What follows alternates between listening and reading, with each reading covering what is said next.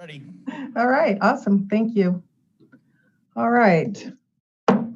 Welcome back to the regular meeting of the Port Hueneme City Council and the Housing Authority special meeting. It is 6:30 p.m. and we've just come out of closed session.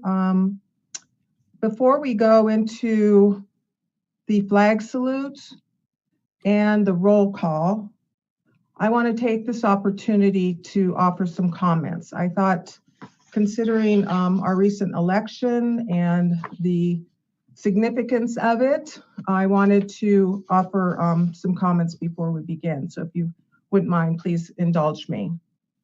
First of all, I want to thank all our voters who showed up for this election. It was a remarkable turnout. We had over 85% of those registered voters vote in this election. The percentage of Port Hueneme residents who voted was closer to 78%, but that is still very exceptional. And while the votes are not yet officially certified, the election has revealed some major wins for some and significant losses for others. This is my personal opinion, by the way, and it's not a reflection of the City Council. So I just wanted to make sure that the public was aware of that these are my personal comments. For me, the election revealed several things. One, we are still a very polarized country. We are also witnessing a new generation of individuals who believe in service to their community, and that to me is very encouraging. And three, we have to find a path forward. And as elected officials, I believe we need to lead by example, for better or for worse. This must be a time now when we put aside our differences, we find common ground, and continue to work together, as we have in the past year. As leaders, we cannot remain in a space that is divisive. It is neither healthy for our democracy nor productive for our community of Port Hueneme. No one here can deny that change is difficult. I think we can also agree that the only thing constant is change, and change is constant. Adjusting to the loss of Councilman Berg and Mayor Pro Tem Munoz-Schnapp will be difficult because we are losing a lot, especially in the way of institutional knowledge, historical perspective, stakeholder relationships, and government experience. When we swear in and welcome our 2 new City Council members in January, we will be meeting more change and embarking on a new journey that will bring us a new diversity in thought and practice. I am grateful that we have in place our strategic plan that will provide a framework and guidebook for decision-making and fulfilling the desires of our voters for a better Hueneme in the years to come. I look forward to moving forward with our strategic goals and continuing with the momentum we built over the past year. And I want to especially thank Councilman Berg and Madam Mayor Pro Tem Sylvia Munoz-Schnapp for assisting in that process. The coming together of this election is up to all of us. It is my hope that we can all move forward with an eye toward the future, doing what is best for our friendly city by the sea. That concludes my comments, and I would now like to ask our Madam Clerk to please take the roll call. Councilmember Berg? Here. Councilmember Gama?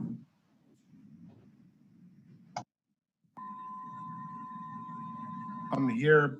Are we going to do a flag salute? Yes, we are. Councilmember Rollins? Here. Mayor Pro Tem Munoz-Schnapp? Here. And Mayor Hernandez? Here. Everyone's Okay. present. Thank you very much. And if you wouldn't mind joining me, please, in the flag salute. Hand to heart, ready, begin. I pledge allegiance to the flag of the United States of America and to the republic for which it stands, one nation, under God, indivisible, with liberty and justice for all.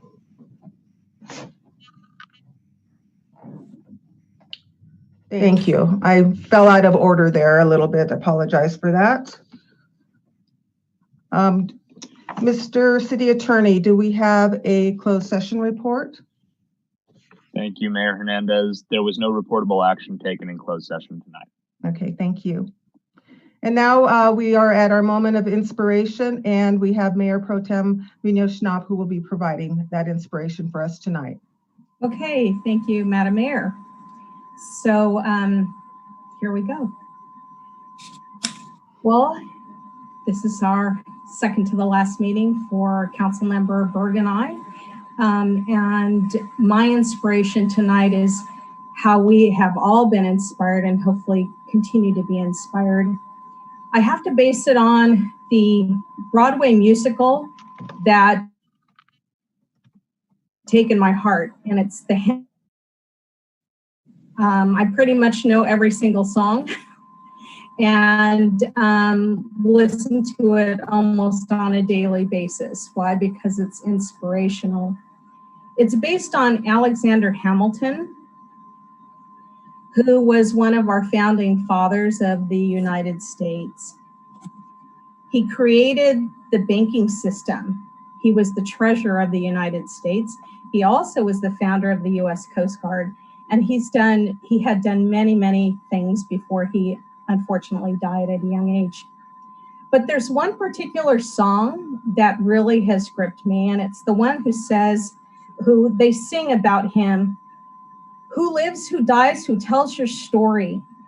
Who will tell your story, Port Hueneme?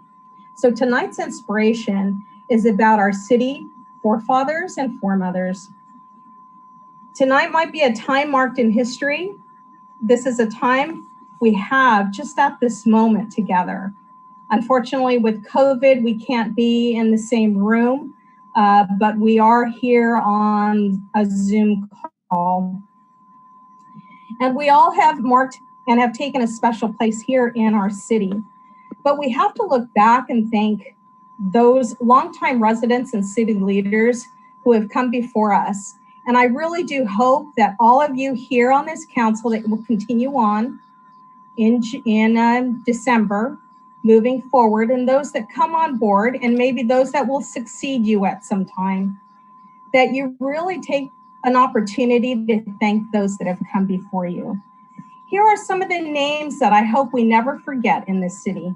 The Helen Brandts of the world, the Dorothy Ramirez's, the Beverly Kellys and John Sharkeys, the Tony Volantes and Barbara Volantes, the Orvine Carpenters and Georgia Carpenters, and others who have played a vital role in shaping the history of the city.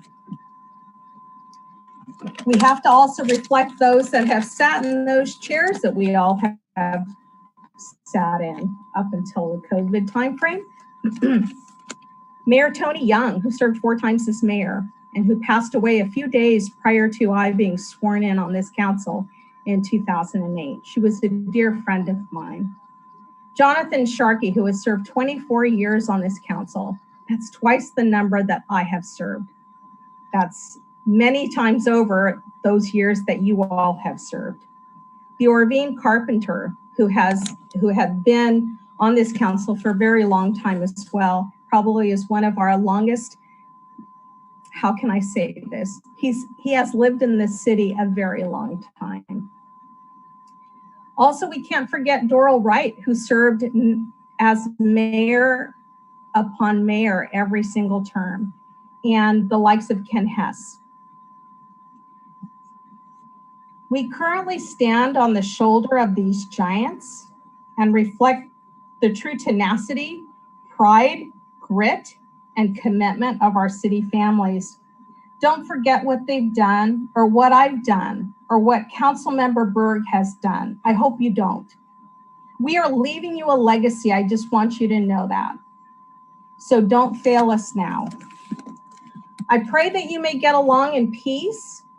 May your voices resonate in this land known as the resting place. We're told set out on a journey, and it's a journey which we will all embark on someday. May you walk your talk. May you always have mentors to guide you in all truth. May you have the understanding that you must be quick to listen, slow to speak, and slow to anger. May you laugh along with others, but when times call for crying with them, that you do that as well.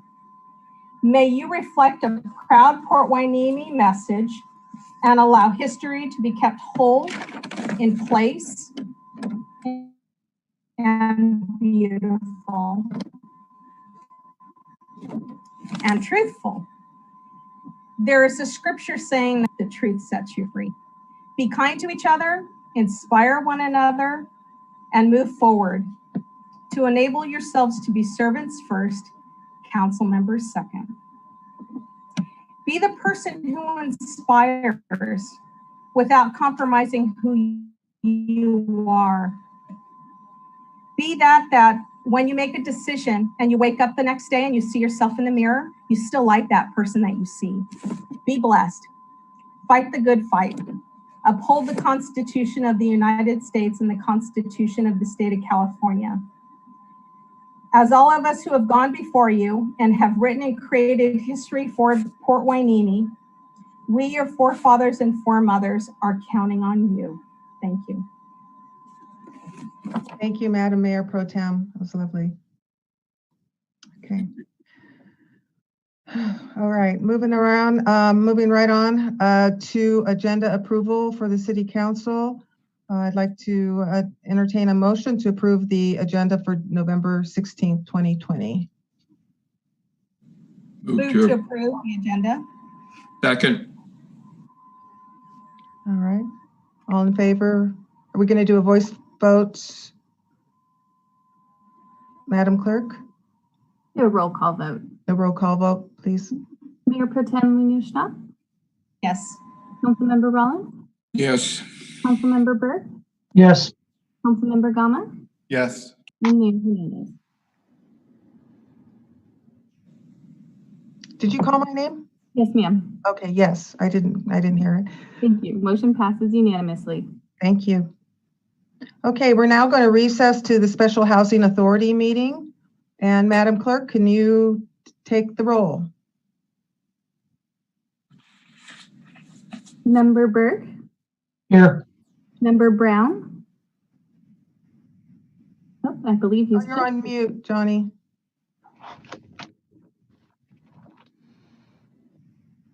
You have to take your microphone off mute. There you go. Oh, you had it there for a second. You want to give it another try?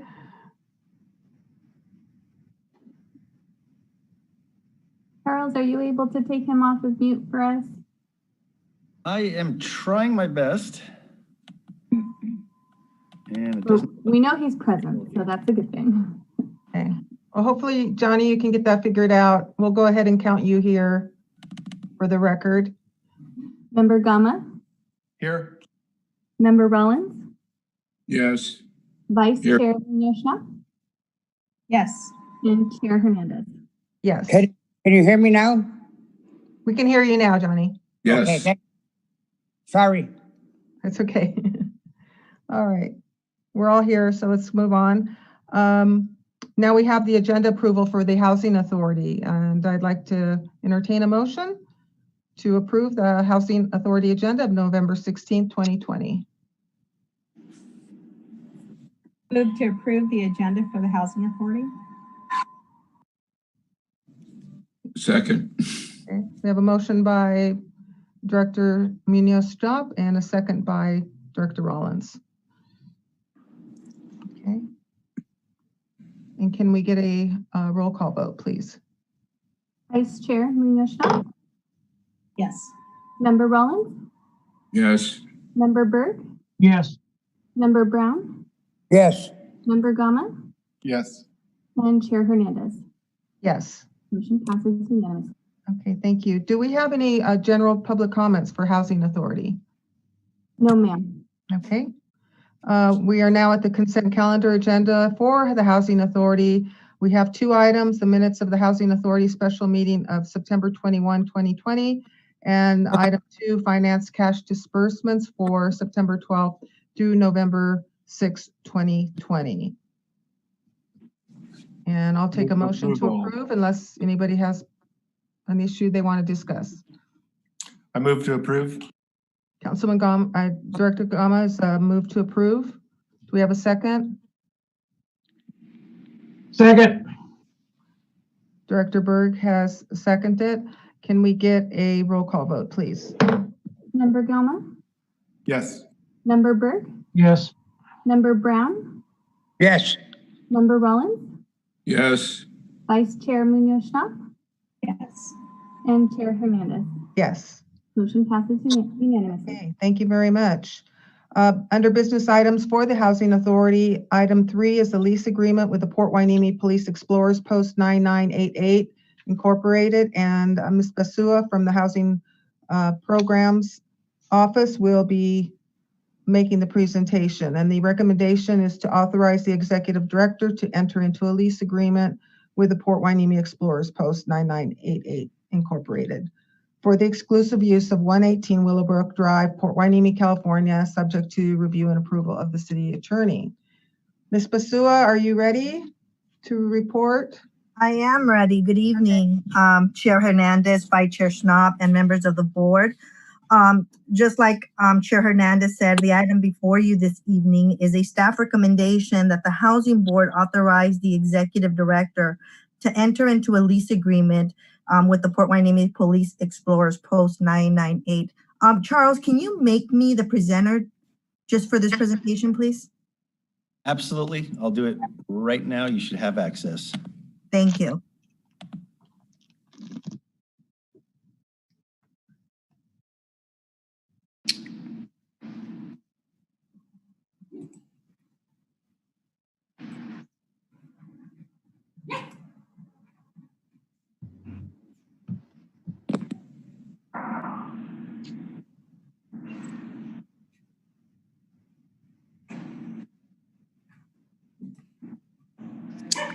And with that, it's not working. Give me a second.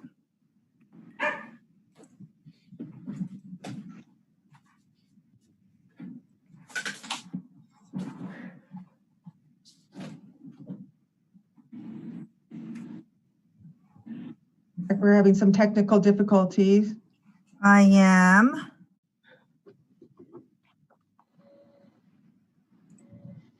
Gabby, if you can't get it to work and the file is, okay, looks like you got it. Yeah. Oh, great. There we are. So I'm showing you a slide here of the property in question. The property in question is here with the red star. It is what we refer to as the Willowbrook shop. It is located in the Willowbrook Drive cul-de-sac here. If you see with my arrow, I want to make sure that you all understand what it is that what you will be approving to lease to the explorers. This property is surrounded by the 30 units of the Housing Authority property that you see here around you. In the front on East Hueneme Road, you have the Surfside Motel, and it runs along through the walkway here. As you can see, we have the walkway in the back that leads over to the beach once you cross the Hueneme Road. So what we are asking today that the board authorize the executive director, who's also our city manager, Mr. Connors, to enter into a lease agreement for this property here. The current property is currently vacant and unimproved since August 15, 2020. The Housing Authority, as you recalled, moved out of this property and into 746 Industrial Drive. We are fully out of this property, and in order not to have this property vacant, and also in order to have the police explorers be part of the community, and not only the Willowbrook community, but the surrounding communities, we are asking the board tonight to authorize the executive director to enter into an exclusive lease agreement with the police explorers. And I am available to answer any questions that you may have this evening in regards to this lease. Okay. Any questions for Ms. Basua? If you could raise your hand, or anybody have any questions? So, I do. I don't know. okay, go ahead, Madam Mayor Pro Tem. That's okay. I can go after you if you want to go first. No, that's okay. I'll go after you. Okay, all right. Thank you, Ms. Basua. This is a creative way of having the explorers have a place of their own, as well as make sure that the property doesn't go vacant. What do you foresee the hours of the police explorers? Because I would imagine most of them are volunteers and they're younger age. Can you tell us a little bit more about what they plan on doing there? Yes, and I also have on the line Henry Montelongo and Frank Montelongo. They're the ones that are very much involved with the police explorers.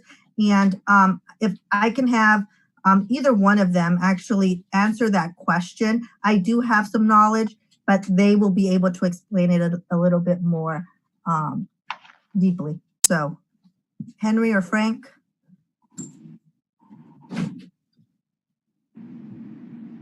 If they're on the line. If not, I can go ahead and tell you what I know. I know that this is mostly going to be occupied on Saturdays and Sunday. They will be doing most of their detail there. And that means their training. It will be their storage area for the movie screen that we all had the pleasure of seeing over at the beach park. They will also be holding community events. It is their hope that they can start a neighborhood watch program in this area. They're also planning on inviting the community into this shop area. They want the community to be feel comfortable with them. And I can tell you a few things that they have already done in anticipation to prepare them to come into this building. For Halloween, they had a pumpkin giveaway.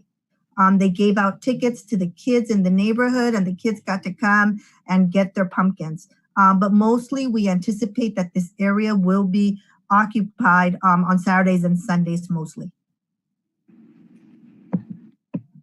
Okay. Is there any exchange of money from the explorers to the housing authority? If there is, it will be very minimal. It'll probably be about $1 a month. The intent of the housing authority is to really have this space occupied and have it be a good influence for the community that it surrounds, and in hopes of also to trying to motivate the youth into maybe even police work or anything else, and have them be a good influence in around this community. And as it was known as the shop, what did it actually, who was there prior to, and what actually took place there? So prior to this, facility staff was located in this shop, and it became just really, really hard to manage staff when I was located at City Hall and they were located at the shop. They were reporting to the shop early in the morning, and I was reporting to City Hall. So this housed everything from our supplies to, it was their break area, all the stuff for the housing authority, Mar Vista, and anything that had to do with city stuff, any plumbing, anything for parks, playgrounds, for the pier, everything was housed in this area. And is there an opportunity in the future, as we have had the Willowbrook community on the housing authority list of areas to maybe improve upon? What do you think will happen to this area here, that shed area? So as you can see in this area, we have a lot of open space. The intent of the housing authority is to redevelop this whole area here. It is a vision that we've had for a while, and we are currently working with HUD in order to get our vision up and running. But it is the intent that within the next 5 years, we will start some kind of construction in this area.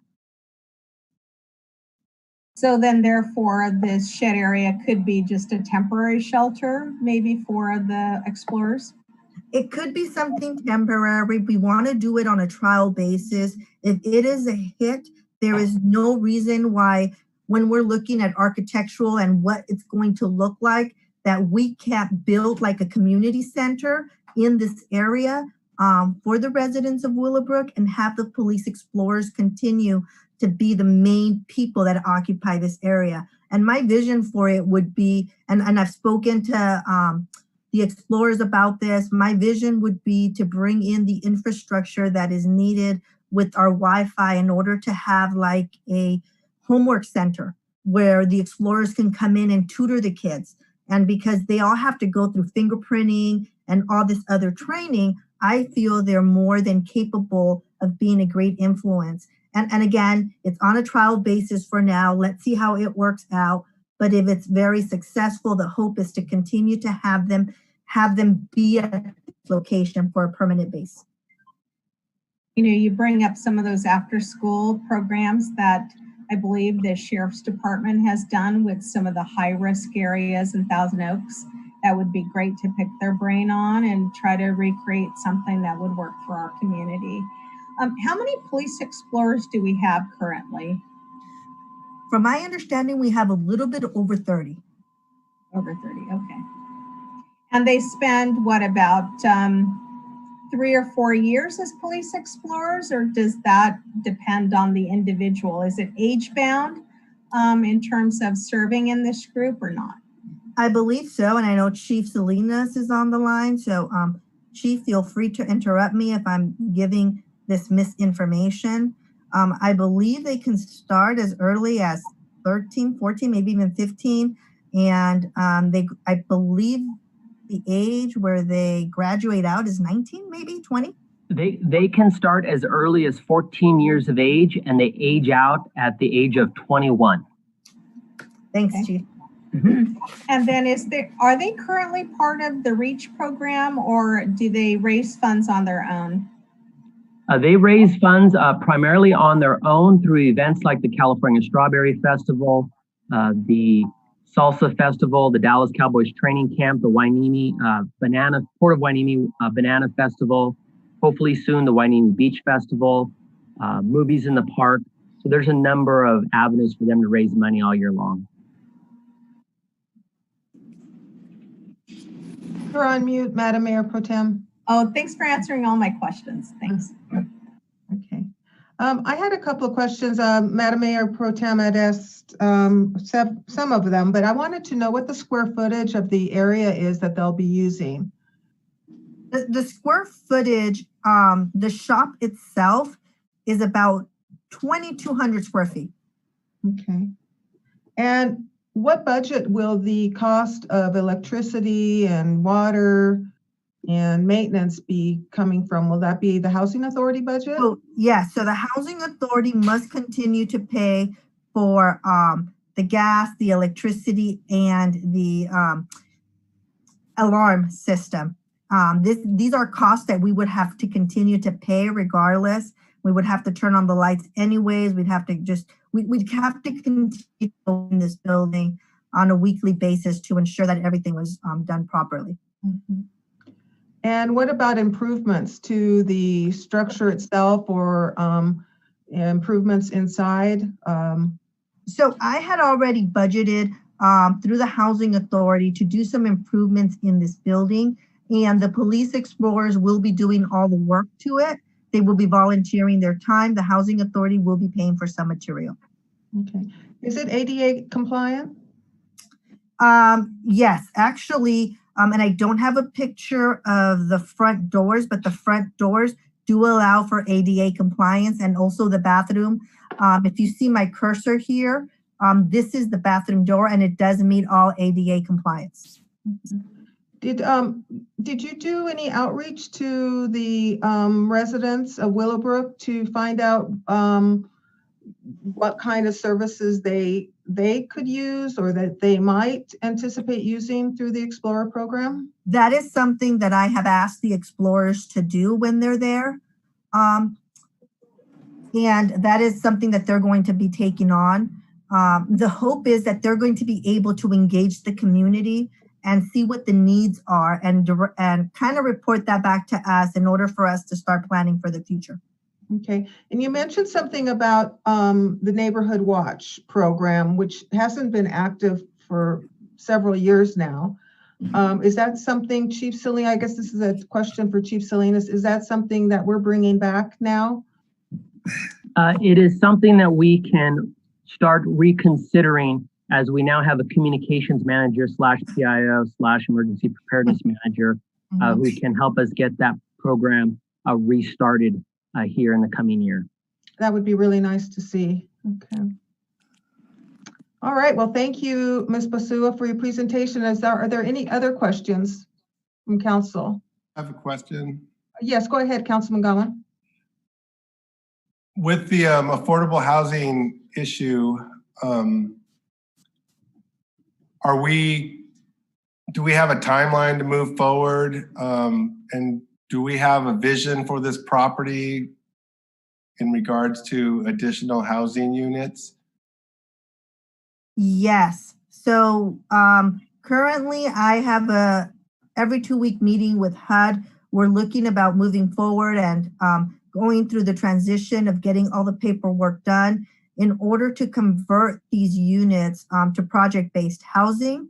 After that is done, then we can look at ways of financing the redevelopment of this property. This property here is about close to 2 acres, and we only have 30 units. If we use the density bonus, we can probably fit close to 50 to 55 units on this property. Is that not considering the property that the explorers are going to be consuming? That is not considering this property. That is correct. Where are the explorers currently meeting right now? The explorers, from my understanding, are meeting at the police department.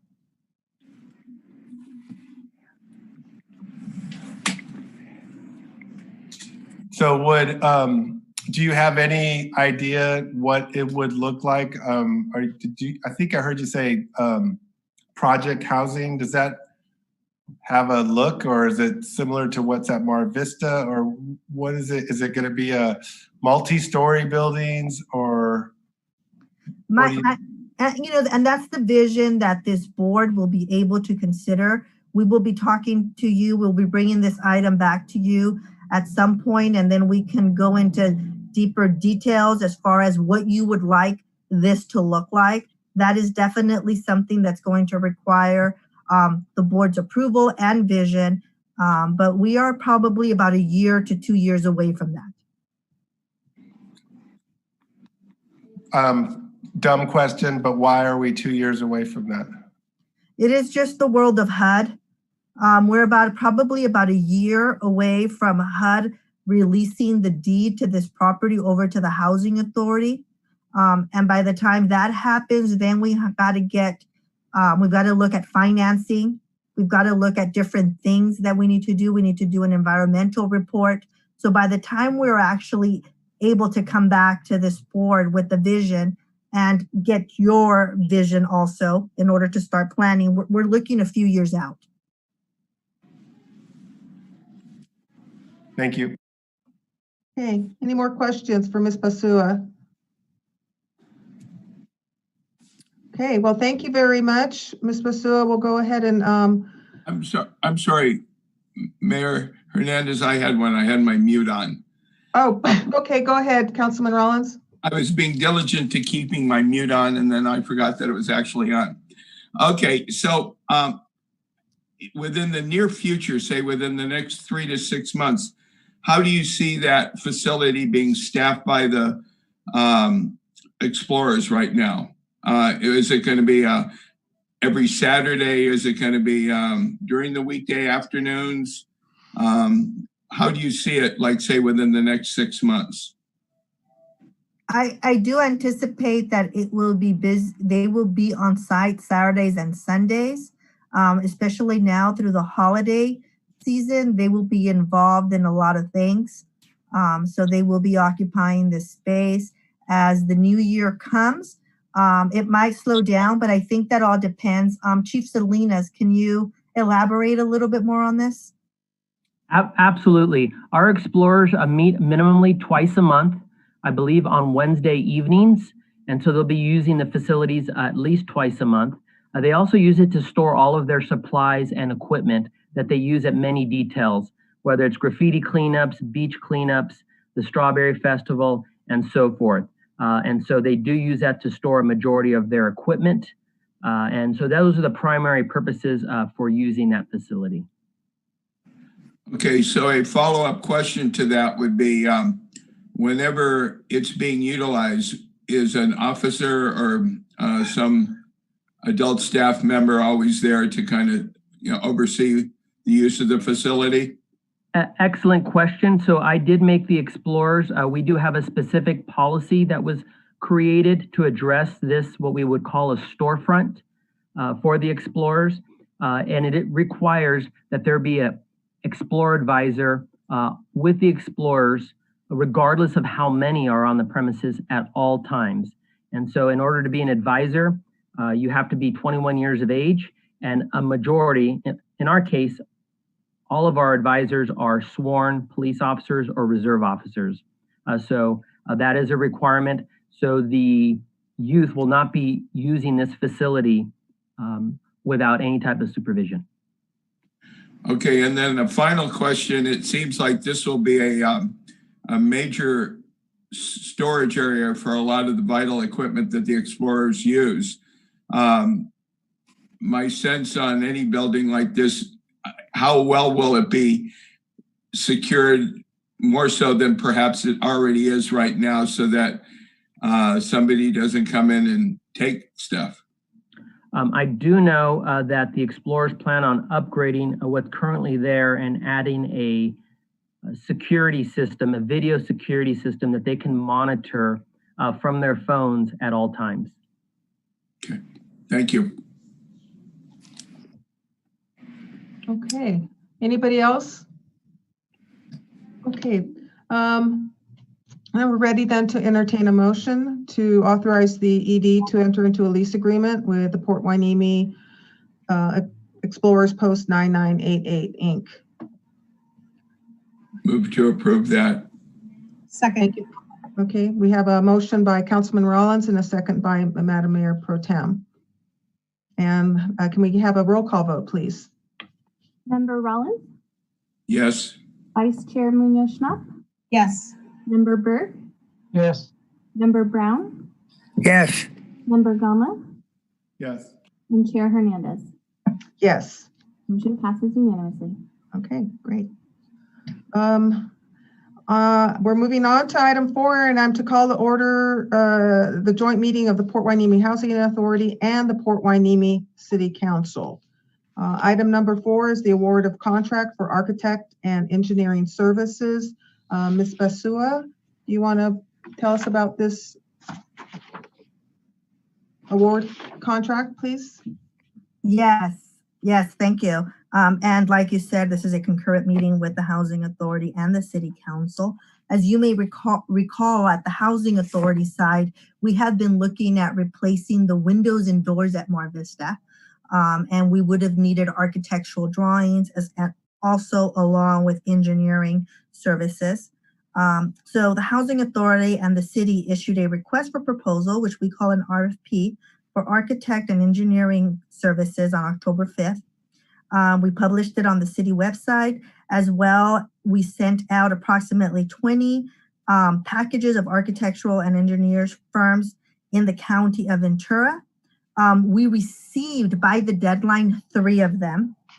And those 3 proposals were sealed, and they were viewed by 3 members of our city staff, and they independently weighted using a scoring system that is attached to your package. And all 3 individuals chose Lauterbach and Associates. They are highly qualified and experienced staff. We have worked with them in the past. We appreciated their technical approach, and also because we have worked with them in the past, we also they understand what it is that we are looking for. So we are asking tonight that the City Council and the Housing Authority Board select Lauterbach and Associates to provide architect and engineering services to the Housing Authority and the City of Port Hueneme, and to authorize the executive director, who is also our city manager, to execute a contract subject to the approval and the review of the city attorney. Available to answer any questions that you may have at this time. Okay. So a copy of the request for proposal and the response is in our binders. Does anybody have any questions or comments? Councilman Rollins. Am I correct in that I noticed that Miranda Park is part of the scope of services that they're going to be doing? That is correct, council member. There is a beam that we are concerned about. It appears to be just structural. Don Beafana has actually also looked at it, but we want a full report of the structure there and to see if it's safe and what we need to do also to do ADA compliance for that building. So, and this may be part of a different process. They would look at the existing building right now and see what the various different things that need to be fixed up in the existing building. Are they also involved in the scope of developing what could be or expanding from the basic structure of that building? And is there any kind of, well, if that second part is happening, is there any kind of a community process that they'll be involved in? So currently there is no plans to do anything beyond just the structural analysis and the ADA compliance. That is the only thing that we have currently on the scope of work to do. And I guess this would be to the city manager, perhaps. Is NG involved at all with that Miranda Park building? And as far as I know, doing any energy efficient items or not?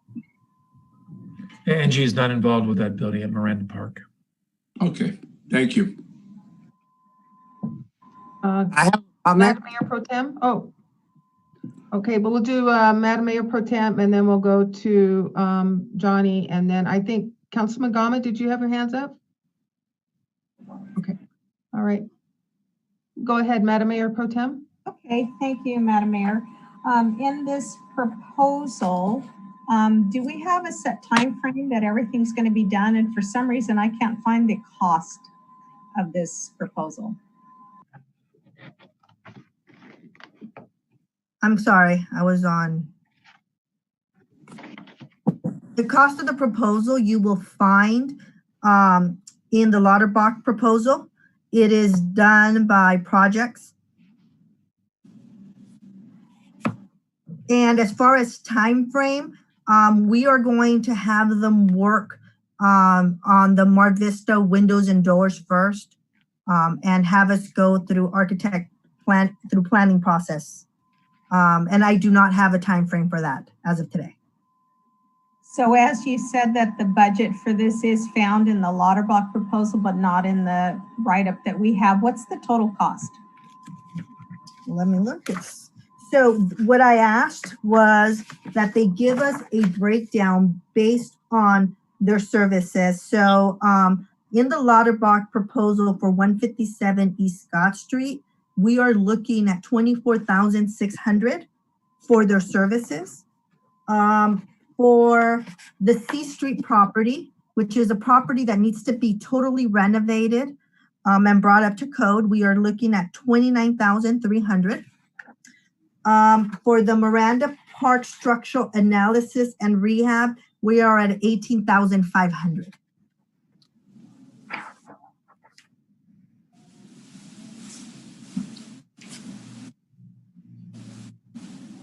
And then also in their proposal, there is a rate schedule. So if we enter into an agreement with this architect company and we have additional things that we need them to do, they did provide us an hourly rate for their principal, for their managing architect, for their designer. So we have it broken down by hour.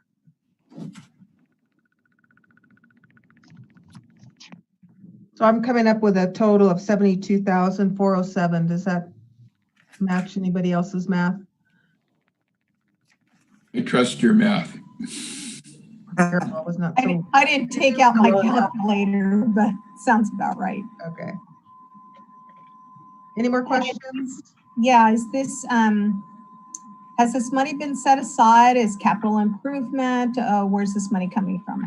Yes. So the money has already been set aside in the CIP, part of the CIP. So, well, for example, 157 East Scott Street, which is the housing authority, we have capital grant money that you have set aside, I believe, in about 350,000 for this project. We might need to come back and ask for a little bit more, but you did authorize that.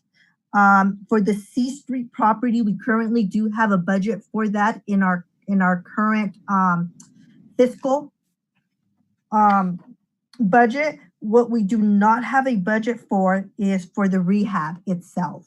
So once we have those plans and we know what the cost is going to be, we will be coming back to the city council in order to hopefully you authorize that money to be spent. And then in regards to the Miranda Park analysis, yes, that money is also in the CIP. Okay, thank you. Okay. Johnny, did you have some questions? Well, I was going to comment about was the windows, but I think they went over everything that I was going to ask. So what I understand is you're in the process of getting the doing the architectural work and everything. So the windows are going to be put in, correct? Is that what I understand? Yes, that is correct. All right. Thank you. Okay, thank you. Councilman Gama. Thank you. I'm a little bit confused. Did we not talk about windows a year ago, and the windows were supposed to be in before the winter time, and so now here we are very close to winter time and we're just approving the architect drawings. I know that a lot of this has to do with HUD, so it looks like, if I understand this correctly, they're going to come up with a plan, scope, windows, and then they will go out to bid to get the materials, and then they'll go out to bid to actually start the job. So it looks like at the end of near springtime that these windows will begin to be installed. Is that accurate or close to what we're thinking? That is the hope, Councilmember Gama. We hope to start this project this spring and finish through the summer. Some of the reasons that we had a holdup was HUD was holding our money. We had some issues in getting that money released, even though it was money that you had already allocated to the windows. It was being held in the HUD bank, if you may call, in DC. It wasn't released to us yet. So we actually were able to release that money last month. So we currently have that money in our possession. So we are good to go when it comes to that. Okay, and then how is the building at Miranda Park being associated with HUD? I'm confused on that as well. So in the beginning of the meeting, the mayor went ahead and opened up the meeting, both for the city council and the housing authority. So we're having a concurrent meeting. Okay, and to the city manager, can we vote on the 3 separate proposals so I can recuse myself for Miranda Park? I'll defer to the city attorney, but I believe that's definitely an option. Absolutely. To the extent that we can segment this discussion, we can vote on the items in which Councilmember Gama does not have a conflict of interest, and he can recuse himself for the item in which he does. My only advice to Councilmember Gama is to state the reason for your conflict prior to recusing yourself. Thank you.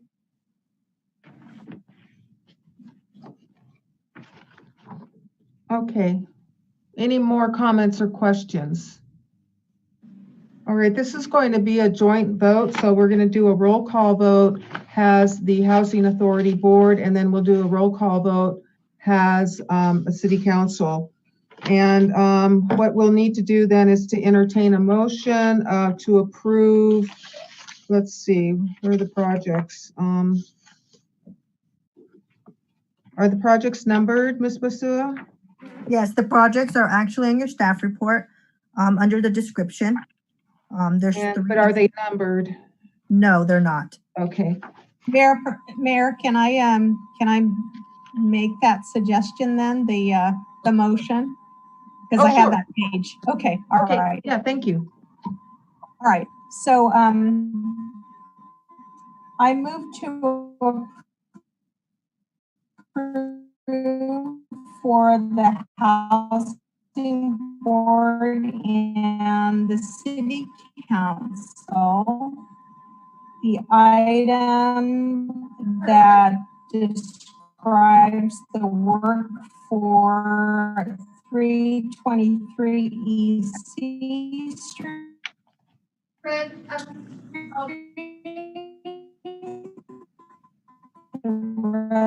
Residential property, as well as East Scott Street, as presented by staff.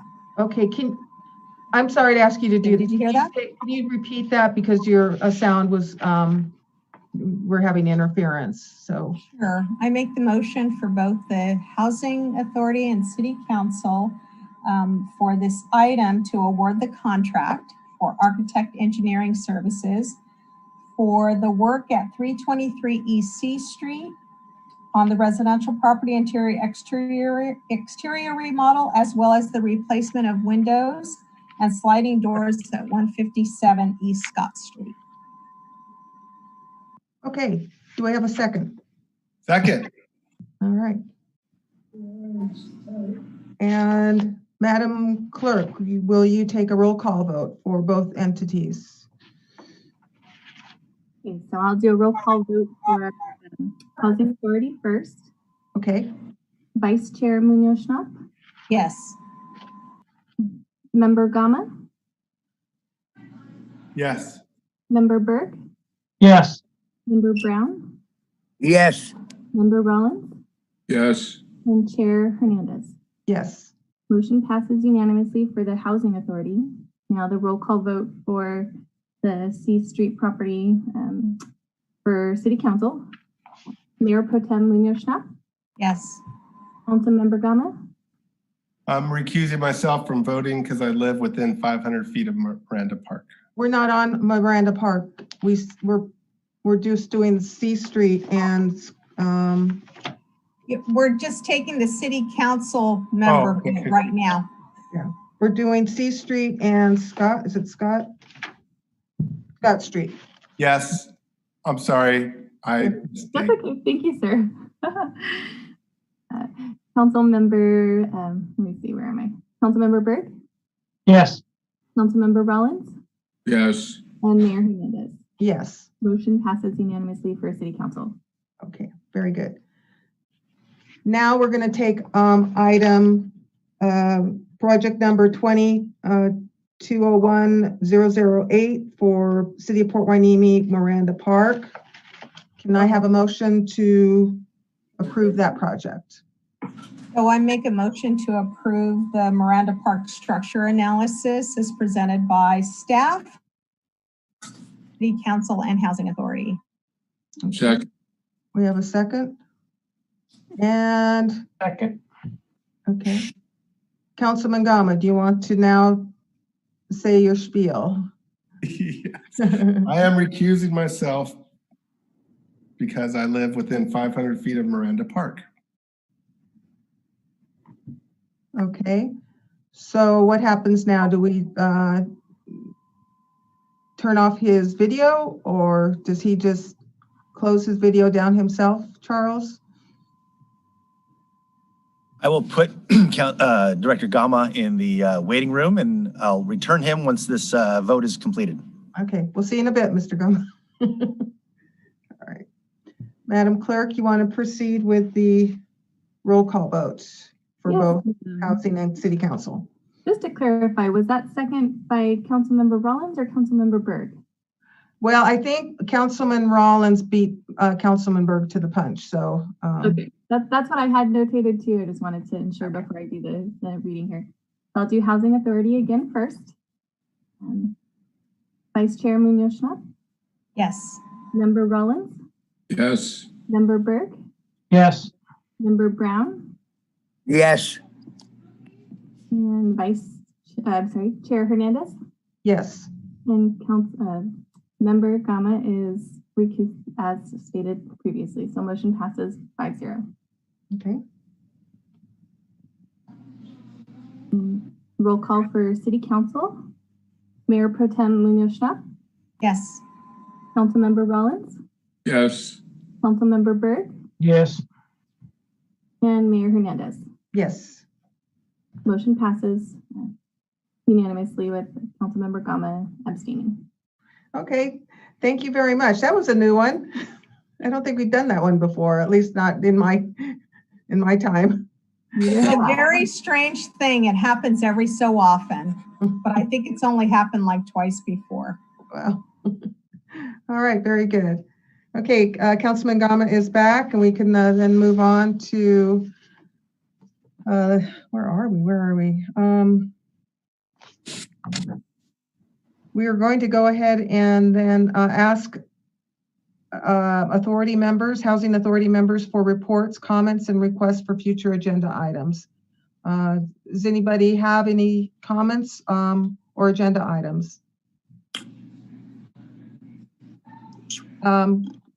Member Munoz-Schnapp, Vice Chair Munoz-Schnapp. Thank you, Chair Hernandez. So this is the last meeting for both Councilmember Berg and myself as Housing Authority members. It's one of those things that comes part and parcel with our service on the council. And for these last 12 years, I have served and I've seen many changes, as well as incorporating some new ideas and looking forward to then helping our residents in all our housing authority locations realize great potential in terms of whether it's living out their years or in transition or helping raise new families in our community. And it's been a great honor and privilege to serve here. Thank you. Well, Thank you.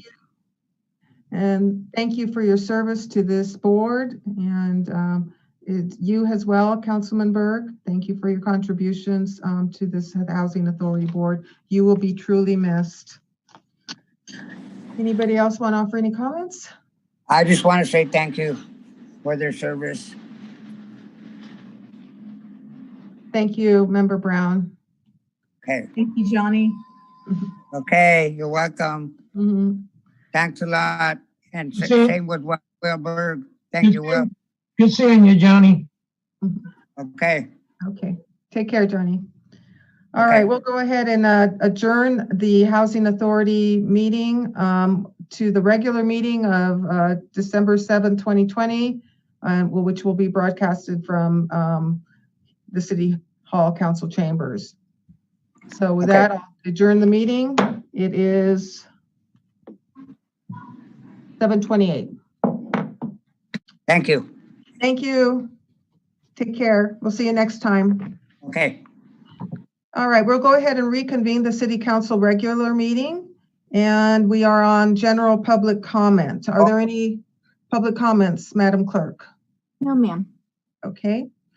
We are at presentations. We have the first presentation from Chief Salinas on crime and community updates. You're on, Chief.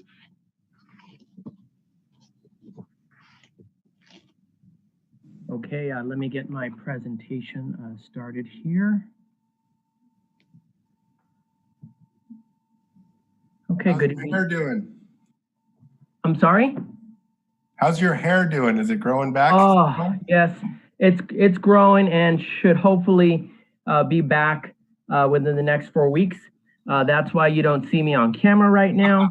Oh, come on. You've got to do that for us. All of us put yourself on camera.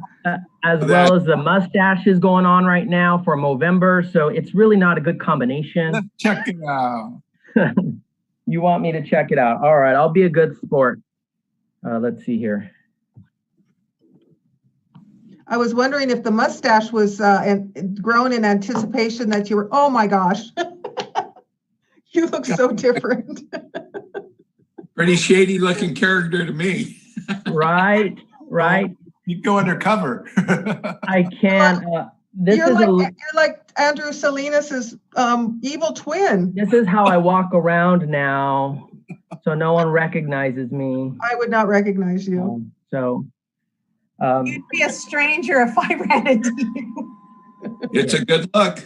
This is a look I haven't experienced before, so all right, I'm gonna go back to. I'm sorry, but the blue shirt doesn't help.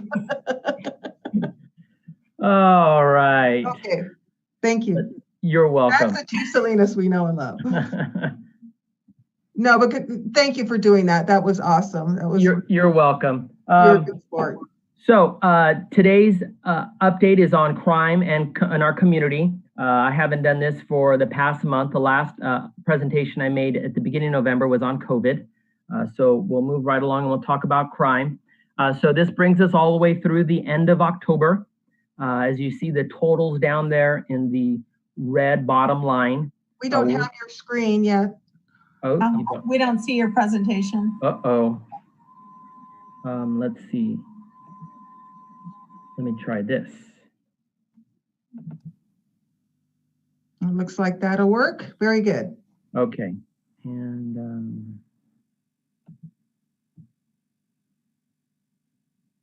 hold on, it's loading up here. Let me get this to play. Okay. So there we see the bottom row, which is our total through the month of October. We are doing fairly well considering the circumstances that we are dealing with now with COVID. As with the next slide, I'll show you here, and I want to highlight a few things. As you can see, the first 3 months of the year doing very well, especially the first 2 months. COVID strikes strong in April, May, and June. Our totals started increasing, and then since July, we've been slowly reducing our crime, and we're back into the 30s where we normally are. So this is good, but as you can see in October, we got as high as 37, and I hope that's not a trend into November. We do see a little bit more crime, generally speaking, in the months of November and December due to the holiday season. So if you compare this year with last year's total, if you go all the way to the right column under total crime, you'll see in 2020, we have 371 to date. And at this same time last year, we had 388, which is 17 fewer crimes than last year. So we're doing pretty well, again, given the circumstances.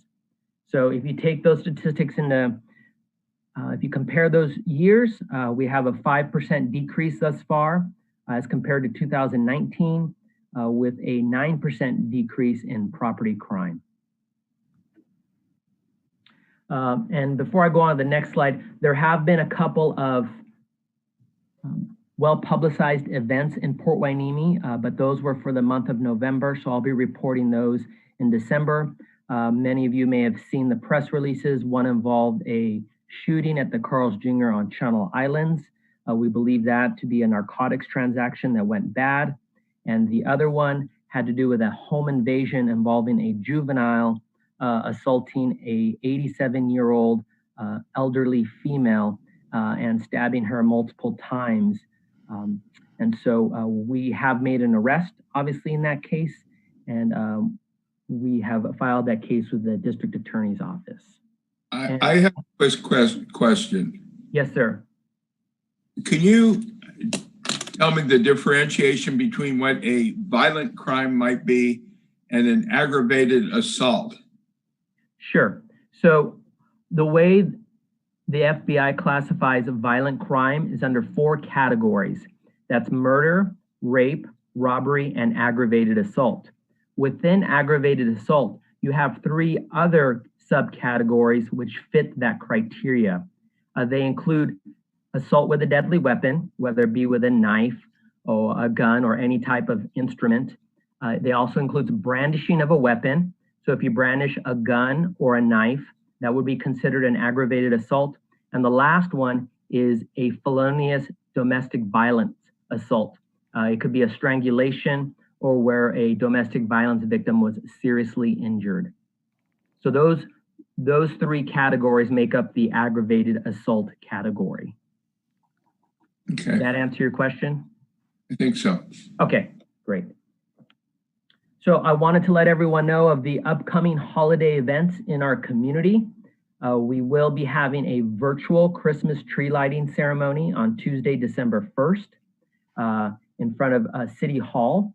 It is not open to the public.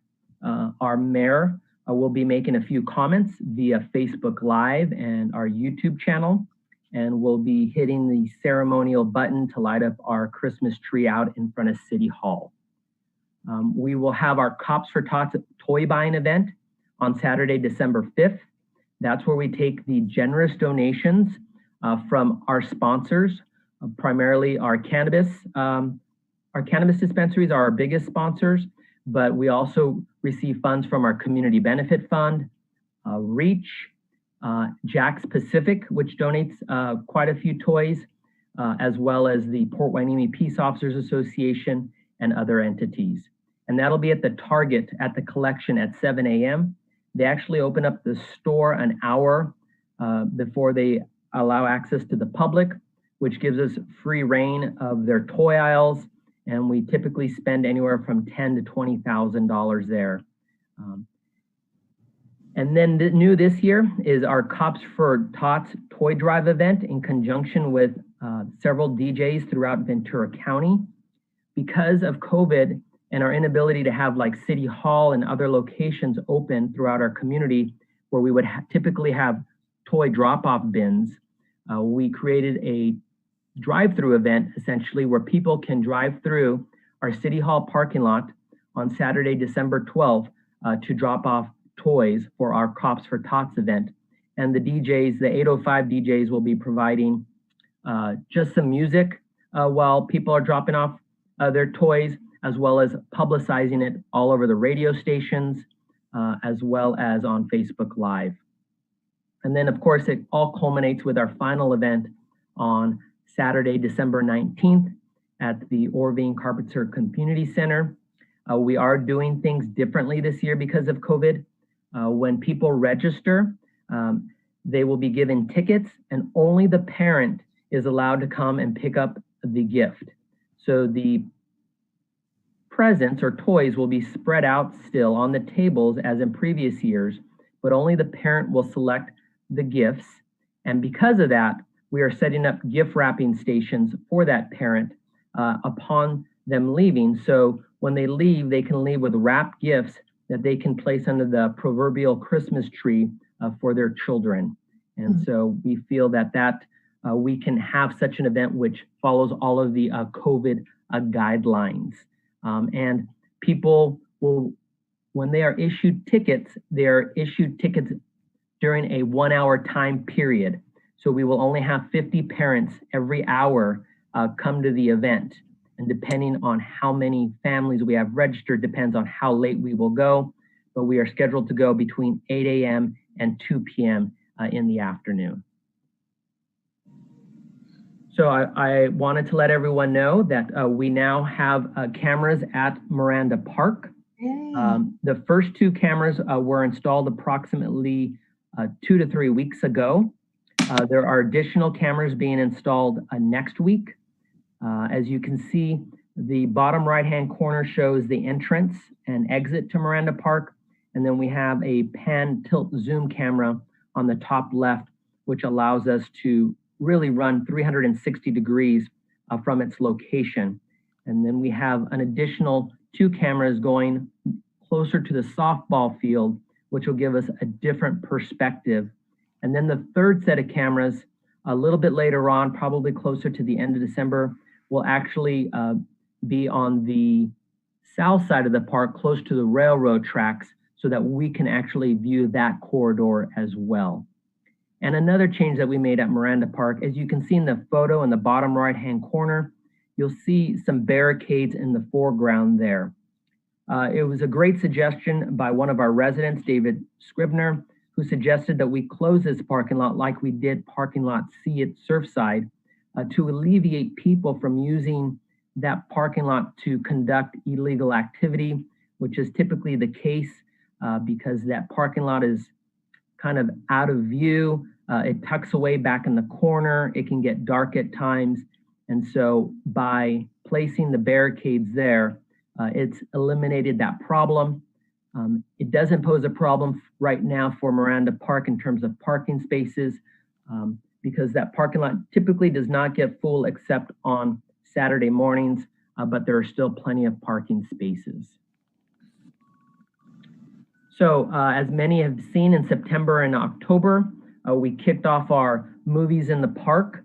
Again, thanks to many of our sponsors, which primarily included our dispensaries and REACH and our Community Benefit Fund, our Cops for Tots Foundation, as well as our Police Explorers. If any of you, if not all of you have seen, you can see the 50-foot screen here displayed, and you can see in the bottom right picture where we have over 100 cars that typically attend the event.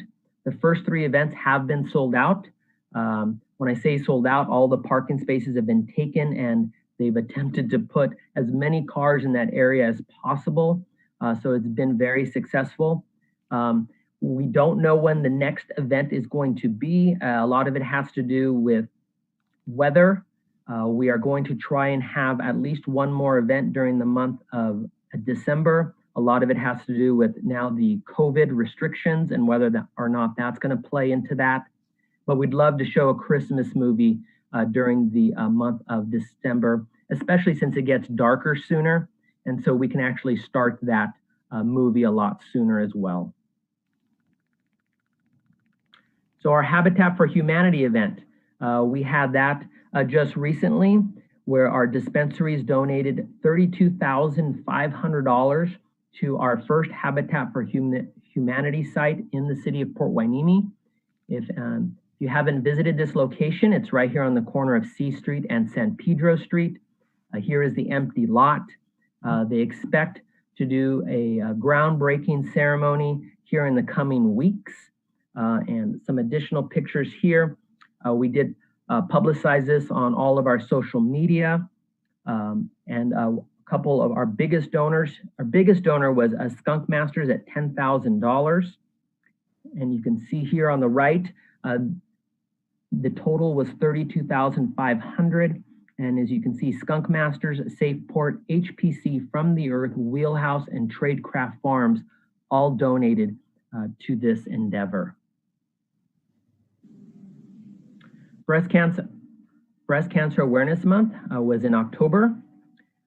So many of you may have seen this on social media, and I can kind of describe the path that resulted in my hair being cut. And so here at the beginning of October, Officer Montalongo and his brother Frank Montalongo, who's a reserve with us, were our contact people and coordinators for Breast Cancer Awareness Month.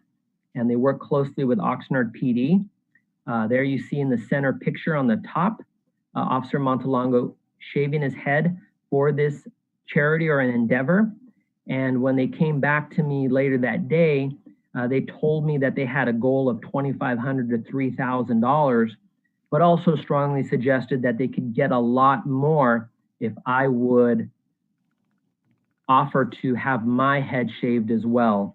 And I did tell them it would take them at least $7,500 to do that.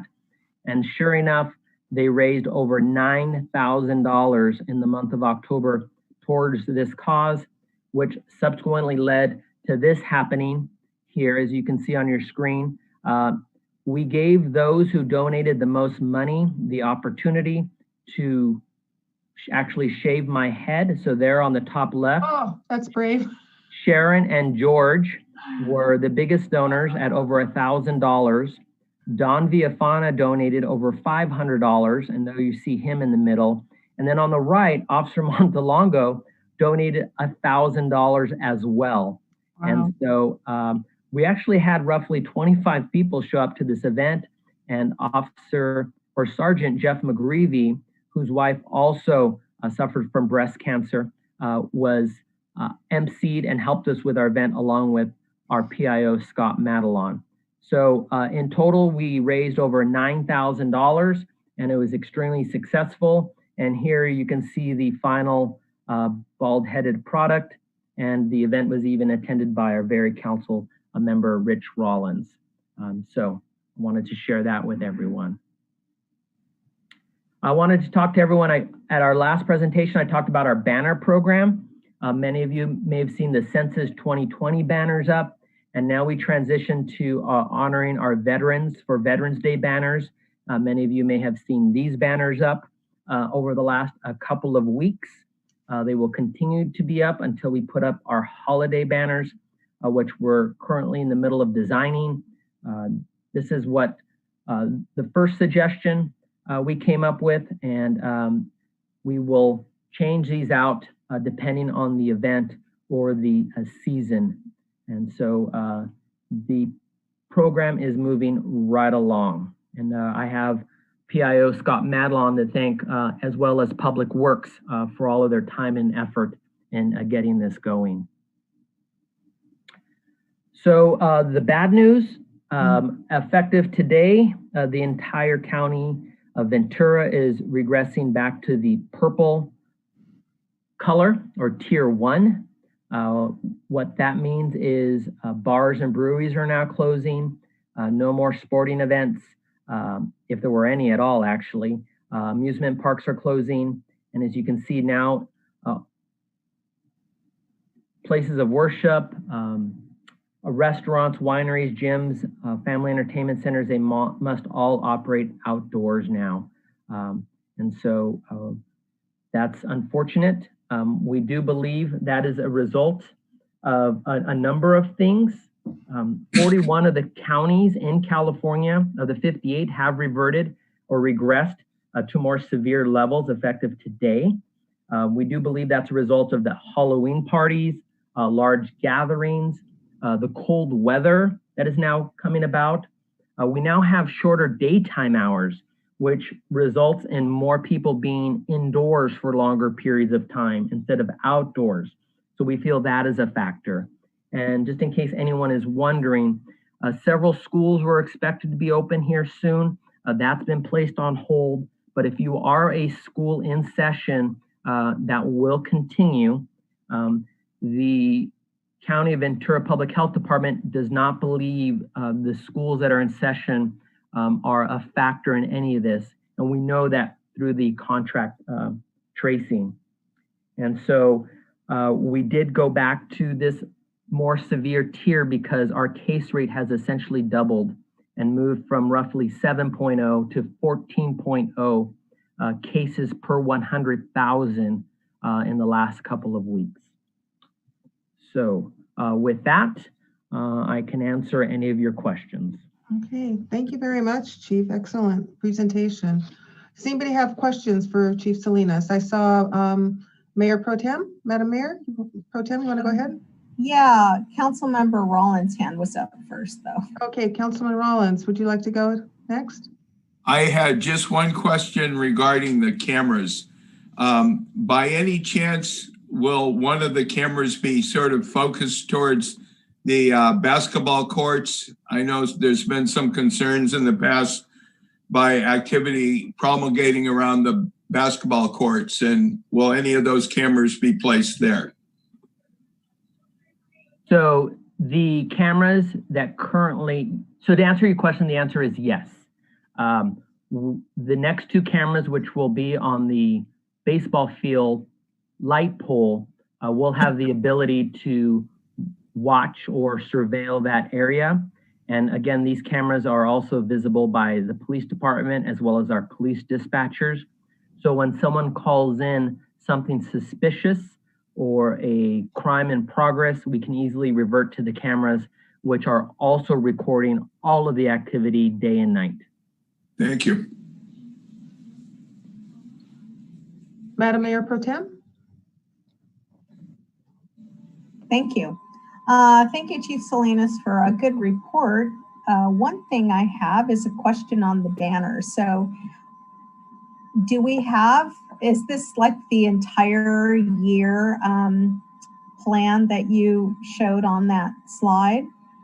Or do we have opportunity to expand on that? Oh, absolutely. Those were just suggested banners for the upcoming year and suggestions. The only thing that's locked in stone right now is the Veterans Day banners that are currently up and some holiday banners. We don't know where we're going after that. It may be Memorial Day banners. It may be the Hueneme Beach Festival banners. And we are thinking about just creating some static banners, and that's banners that will be in place when we don't have anything else to put up. So we are taking suggestions if there's something that comes up. Okay. So I know the mayor and I have a meeting with the port tomorrow for our Port City Standing Committee. And perhaps we can talk to them about this opportunity to co-brand on some of the banners throughout the year. Absolutely. I think that would be a fantastic idea. And I like the fact that you have, if it's just on the holiday banner, you say home of the naval base. I really like that. So thanks for including them in that. I think it's a three-way deal here. It's the port, the military, and the city. And if any time we could talk about all three, that would be super as well. Yes. Thank you. That's it for me. Councilman Gama, go ahead. This question is probably more so for the city manager. With our regressing back to the purple tier, what kind of outreach activities do we have planned with our business community? I would hope that we could extend a hand and ask what we could do to help and really get out in front of this and hopefully come up with unique ways to help our business community get through this, because they're the ones that are really going to hurt as a result of these more restrictive rules. So perhaps we could invest some time in trying to get out in front and help our business community. Are there any plans for such activities as well? There's no specific plans. Those are great points and they need to be accommodated.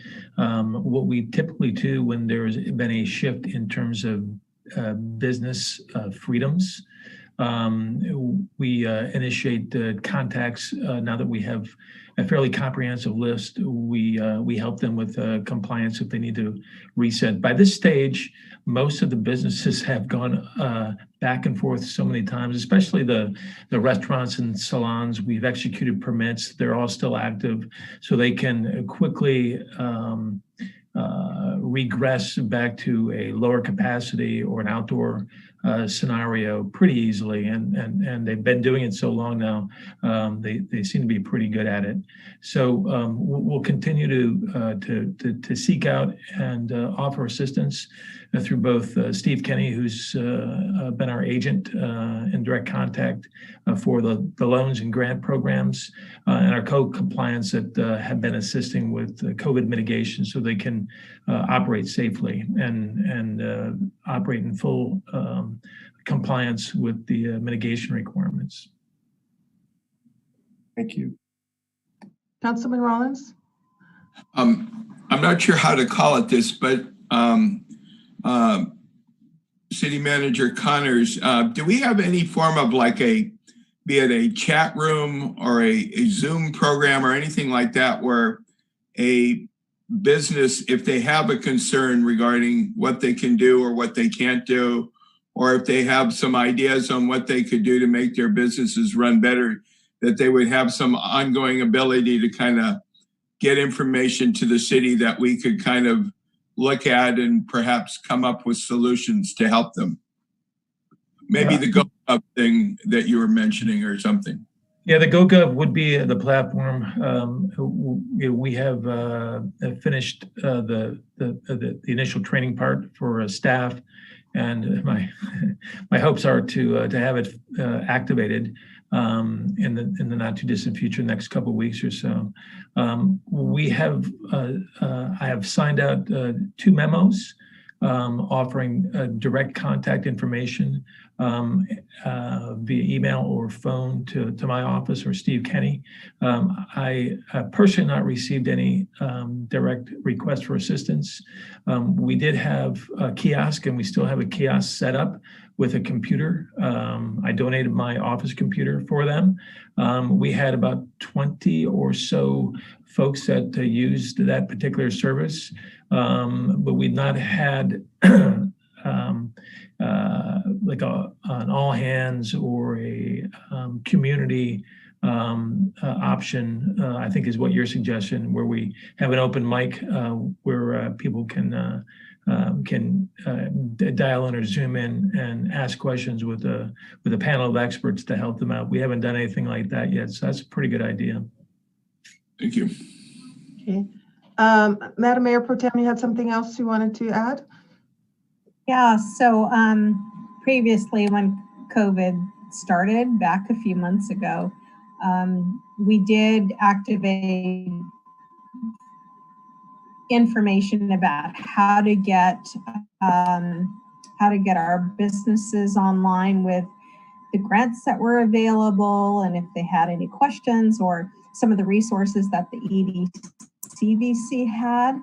And so that's been part of this, business team that was created by Brick and Tony and Steve, and I served on for Councilmember Gama or Councilmember Rollins to step in once I depart.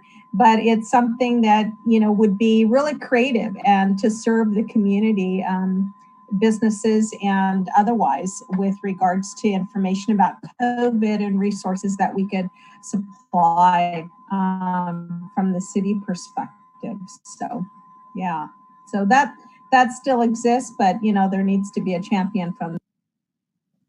Yeah, the business recovery idea actually came out of the disaster council. We had started looking for recovery and what we could do for businesses, and then pinged you, Madam Mayor Pro Tem, based on your business experience, to help lead that charge along with Steve Kenny and Tony and the rest of the staff. I see your hand, Councilman Rollins, and so that's how that all started. So thank you for getting that launched, and yeah, we hope that will be in place when we need it next time. Unfortunately, there's Ventura County Community Foundation is not issuing any new grants.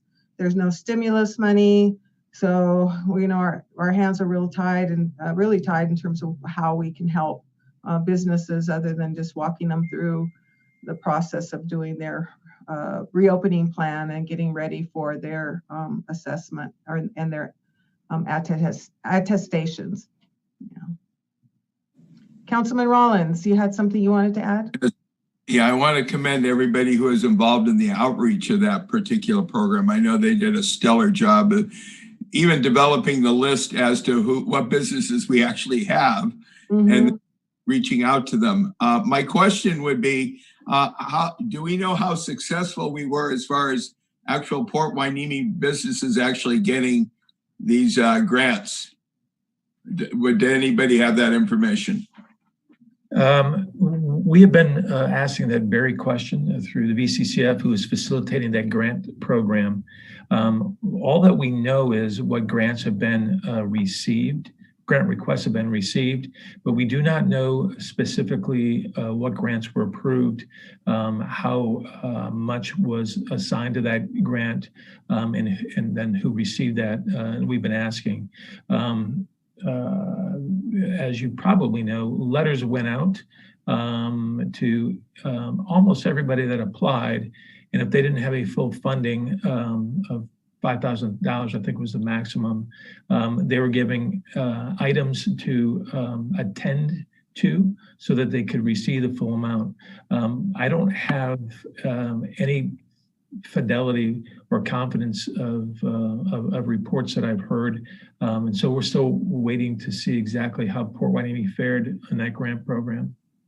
Have they given you any assurances that eventually they might give you this information as to not only how many of our local residents, our local businesses applied, but how many actually were successfully got grants? I just don't know.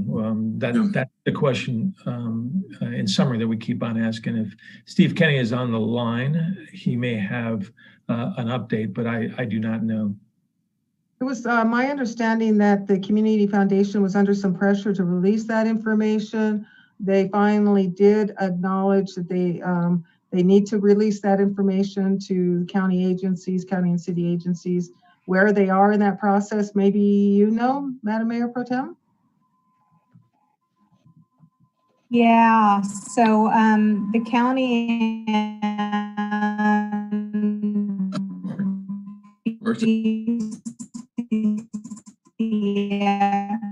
went back and forth, and they finally settled on the fact that these funds, and for everybody who, all the businesses, they could actually opt out of not having their name published and therefore not receiving the grants, because if they were receiving the grants, they had to have their name published. So I think right now we're in the period of that. VCCF did actually issue the grants, and although one story that I've seen on a local Facebook post, there was one company in Port Hueneme, or a business owner owns a company and he lives in Port Hueneme, who received a grant. I don't want to say who that is, but certainly that would then come part and parcel with VCCF and the work that they. What would be interesting too is to find out, since they were also giving grants to churches and other nonprofits, of those recipients, how many of those were here in Port Hueneme. The problem, I think, for many is that you've had to have had a completed recovery plan, reopening plan, I should say, and that has been approved. And I think a lot of businesses weren't there yet. And there was that short window of opportunity to apply for the grants. And unless you had an approved reopening plan, you wouldn't be eligible for that money. But they didn't, by city, by any chance, they didn't sort of say we have so many of these grants set aside for Port Hueneme and so many for Oxnard and Ventura and all the other cities. They just kind of was just countywide. Mm-hmm. Yeah, there were my understanding, there were over 10,000 companies countywide that applied.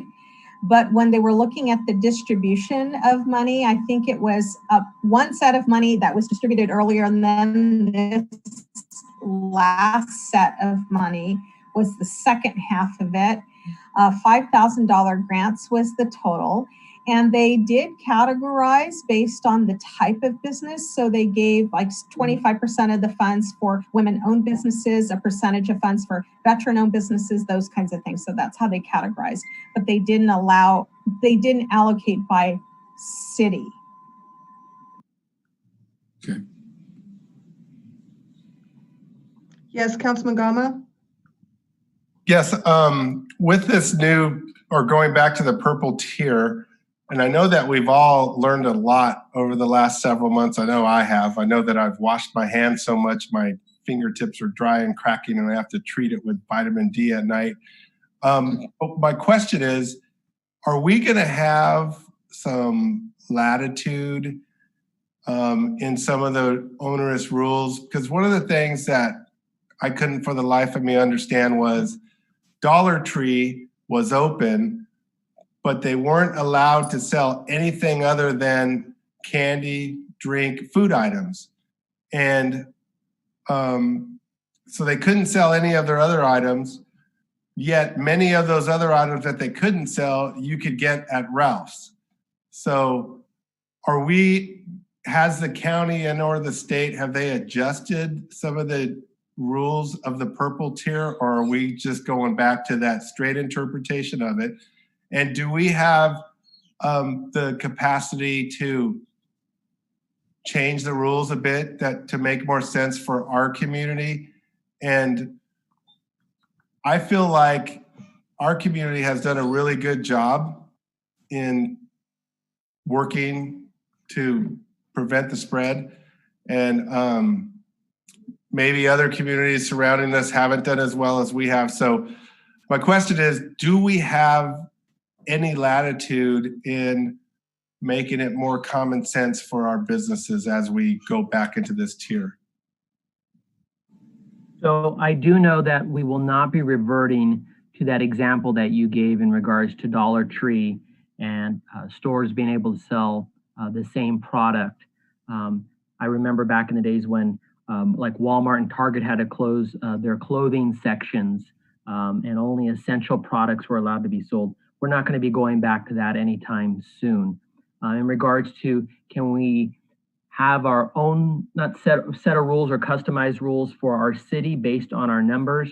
I do know that we can have more restrictive rules, but I don't think that we're allowed to have more casual rules or rules that kind of fall in contrary to what the public health office is currently posting for us to follow. So that's what I know right now at this point, given that the level that we're at. I don't know if that answered your question. Okay. Madam Mayor Pro Tem? So I would say that, you know, just, I know this isn't necessarily on the agenda and maybe it's where I propose this at the end, but, and I would think that there bodes a question about, you know, how do we move forward as we're now stepping back into that purple zone. And so, you know, the discussions that take place in the emergency group meeting, as well as then this business vitality group, are really very, very important to continue on with that phase 2 moving forward. And what you end up doing in 2021, I think it's really critical for the city. And I know that there's quite a bit of resources that you could tap into because we have some great community partners in our city. And so I would think that that would be a very important thing for you all to think about. Okay, thank you for that. I have some questions I haven't had a chance to ask Chief Salinas regarding the crime report and the other community update portion of your presentation. Back to Miranda Park, you showed some pictures of the barricades preventing access to a part of the parking lot, which is deemed kind of a center for criminal activity, or it's just unsafe. Is that a permanent measure? Is there something going to eventually replace those barricades? Will lights be put on into that parking lot at some point? What's the plan? It's definitely a temporary measure. We do feel that once people hear about the cameras at the park, it'll start phasing out some of that activity we're concerned about. Also, with the park being refurbished here in the coming months and more activity at the park, that will typically kind of filter out that type of activity with additional activity at the park. So it is just a temporary measure at this time for us to immediately address it, and we're going to come up with a longer term solution to address it. Okay. And then with regards to the banners, who's doing the artwork on those? Is that in-house? Right now, our PIO, Scott Madelon, is the one doing a great job. They look fabulous. All of the artwork on that. So we don't have to pay for that through an outside vendor. And so there's a benefit there. And yes, he does a fantastic job. And yes. Okay, so is the plan to have banners up year round? Yes, the idea is to have them up all the time. And then to put some banners, like I said, static banners that perhaps reflect just the general atmosphere of the city. They won't be particularly directed towards a particular event or a season. But yes, that's the idea, is to have them up all year long. Okay, so how many banners are we putting up? Right now, there are 8 to 10 banners up.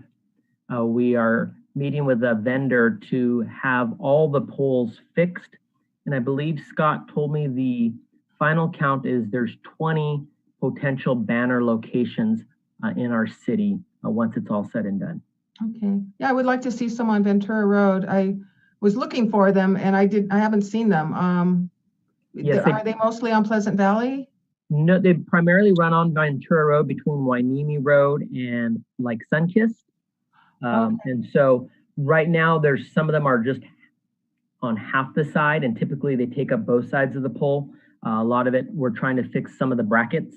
And so they'll probably be more prominent here in the next couple of months. Okay. Just to put a thought in your head, it's John Sharkey Day coming up December 4th, is it not? December 3rd. December 3rd? Okay. All right. And then what are the costs of the banners? I believe they were $80 to have produced per banner. And since we don't have to pay for that artwork, so every time we buy a set of banners, if you multiply 80 times 20, it costs us about $1,600 for a quote set of banners. And they're reusable. For instance, the Veterans Day, you can reuse that in the following year. And so we decided not to put specific years on them, so we can reuse the Veterans Day banners this year for next year. The cost really comes from paying a company to put them up for us. Okay. It costs about $1,500 to $2,000 for someone to do that for us each time. Wow. Okay.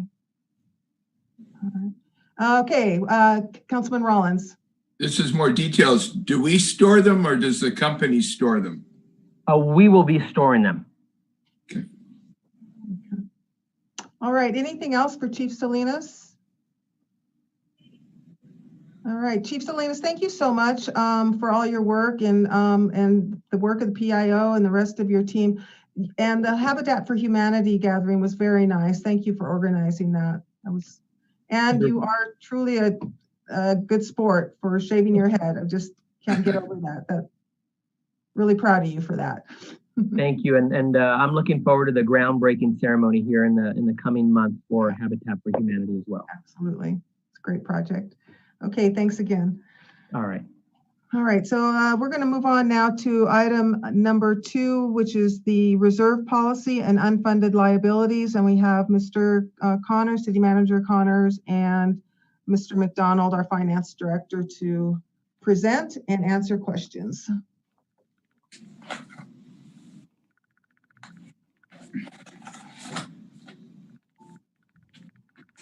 I think you're on mute, Brick.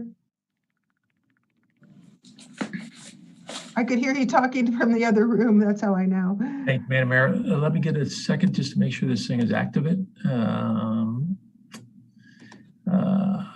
There we go. I'm guessing everybody can see this. So we'll talk about one of our pillars from our strategic plan, and that is fiscal and economic excellence. This will be more of a discussion primer on one of our major cost contributors in our budget. It was asked probably a few months ago, actually probably about 6 or 7 months ago now, to look at a strategic approach to managing long-term unfunded liabilities and liabilities associated with that pension liability. And so I wanted to update the council on some a number of different options that we have available that we'll consider as we move forward here.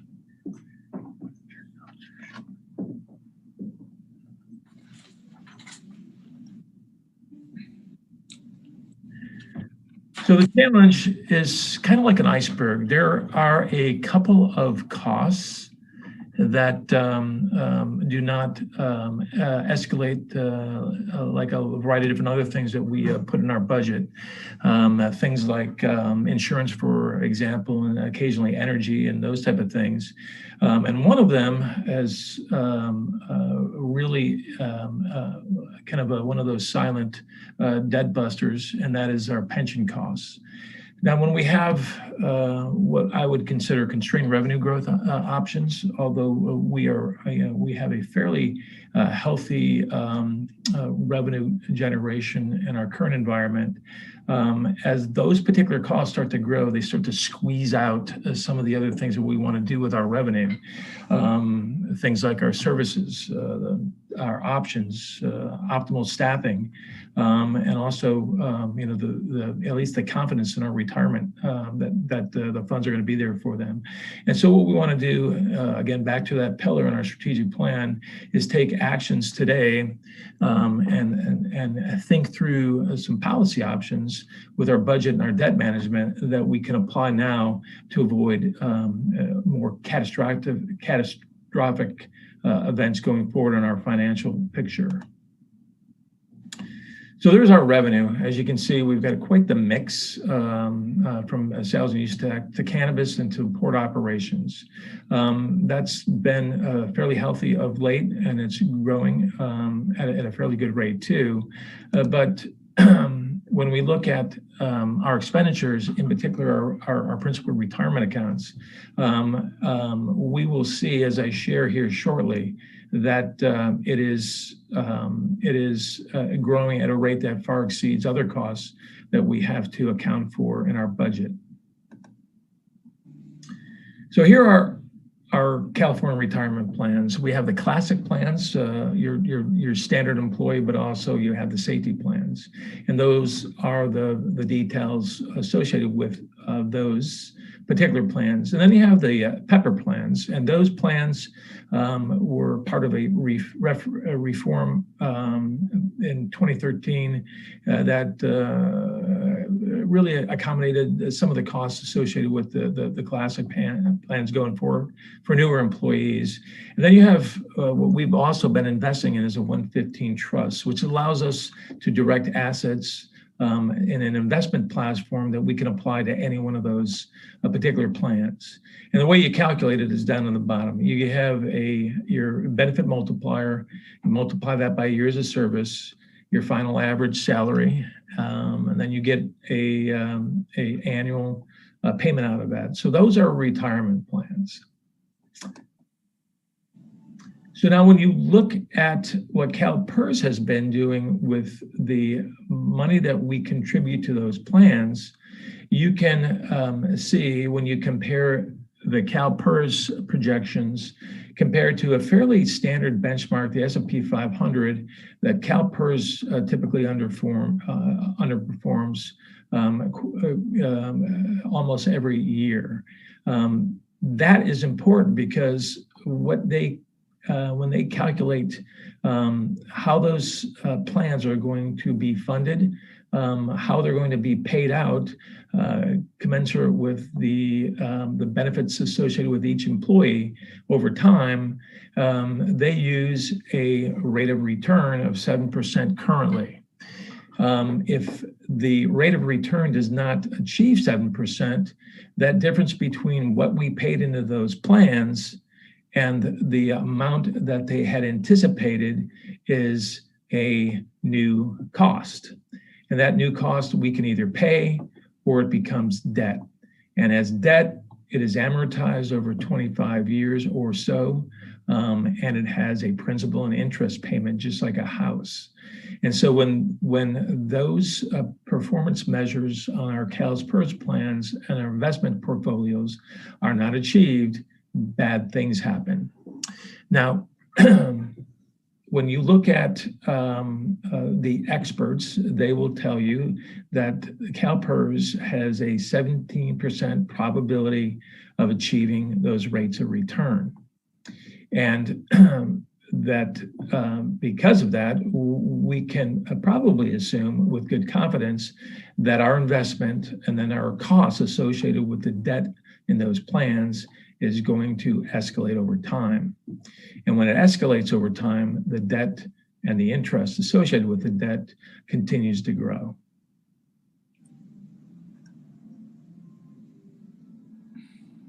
Now, here's an example of that growth component that I was just describing. You can see in yellow what CalSPERS has identified as the cost of our plans. That was in 2015. In maroon, you can see what they estimated in 2018, and that blue dot is what they anticipated our payments would be in 2019.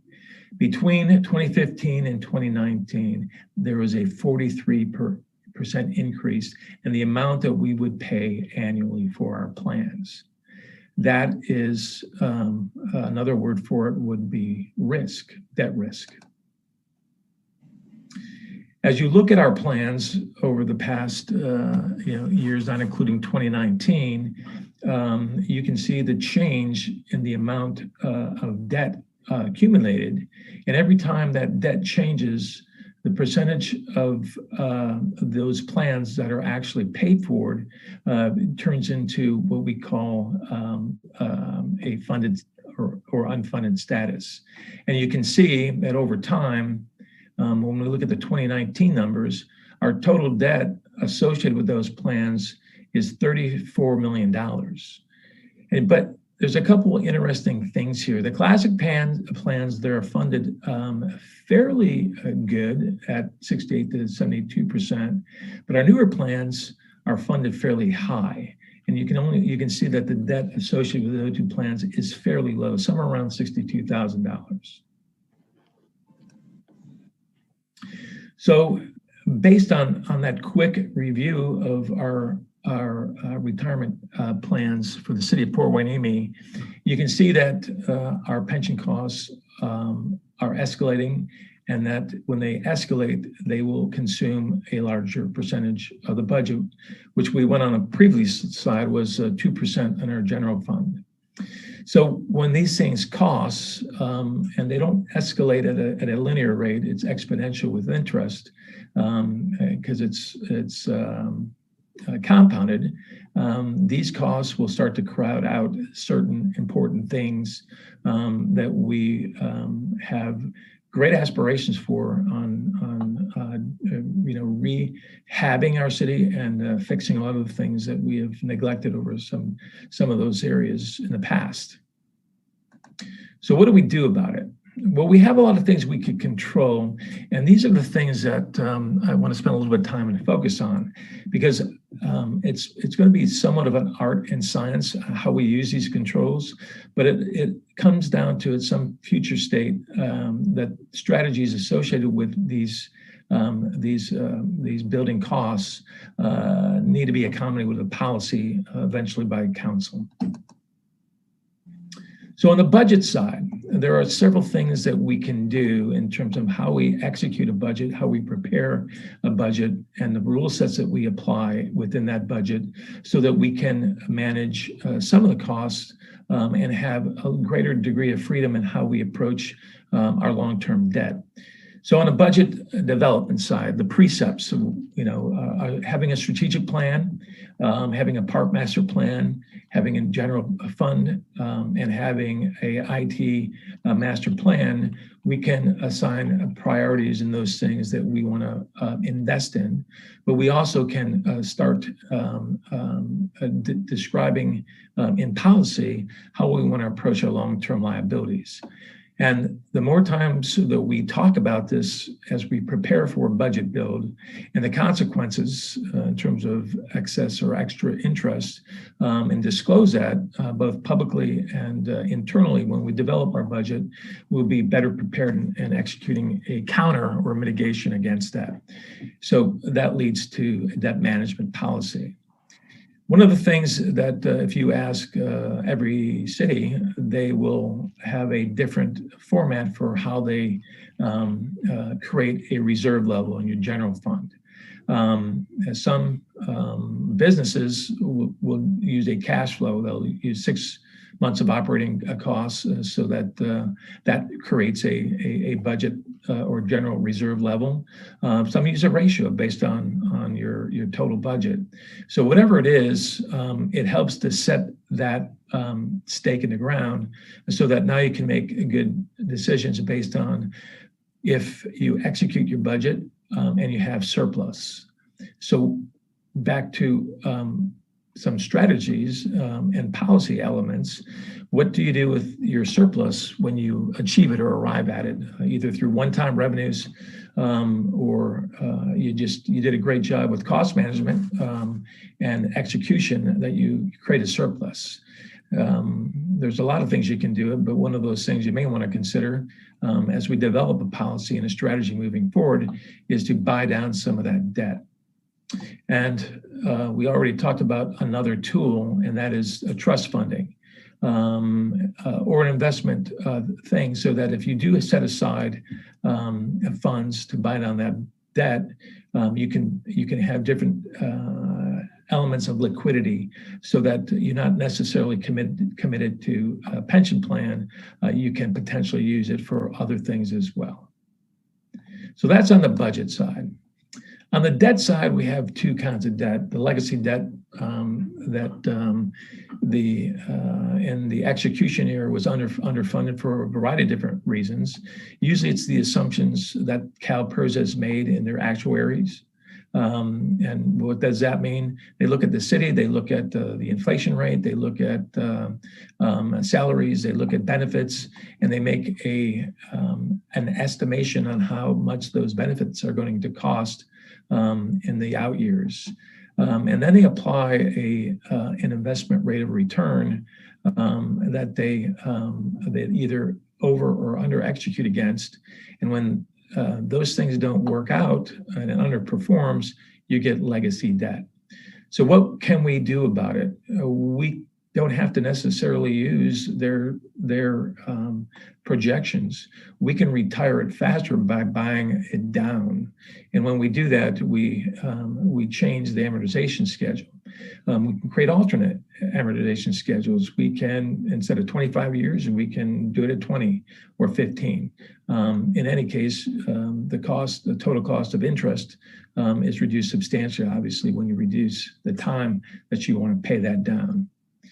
We can make additional contributions at the end of our plan year, either through that trust that we talked about, or we can even create an internal reserve fund. And I mention all these things because these are tools that we can apply as we build a strategy specific to our long-term debt liability in these unfunded pension plans. Or there's more drastic measures too, I guess you could use in terms of pension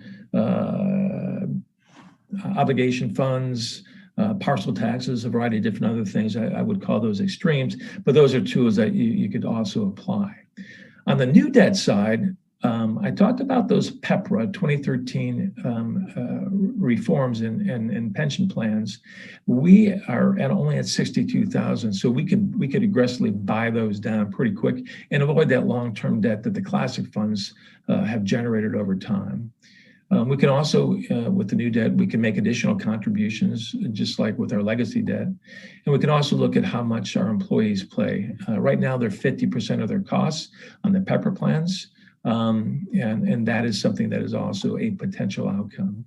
So with that, I just wanted to give you a taste of some of the things that we're going to have to work through as we move forward and how we manage that debt. So in the next few steps, we have opened an account with govinvest.com. This allows us to do some what I would call high fidelity modeling.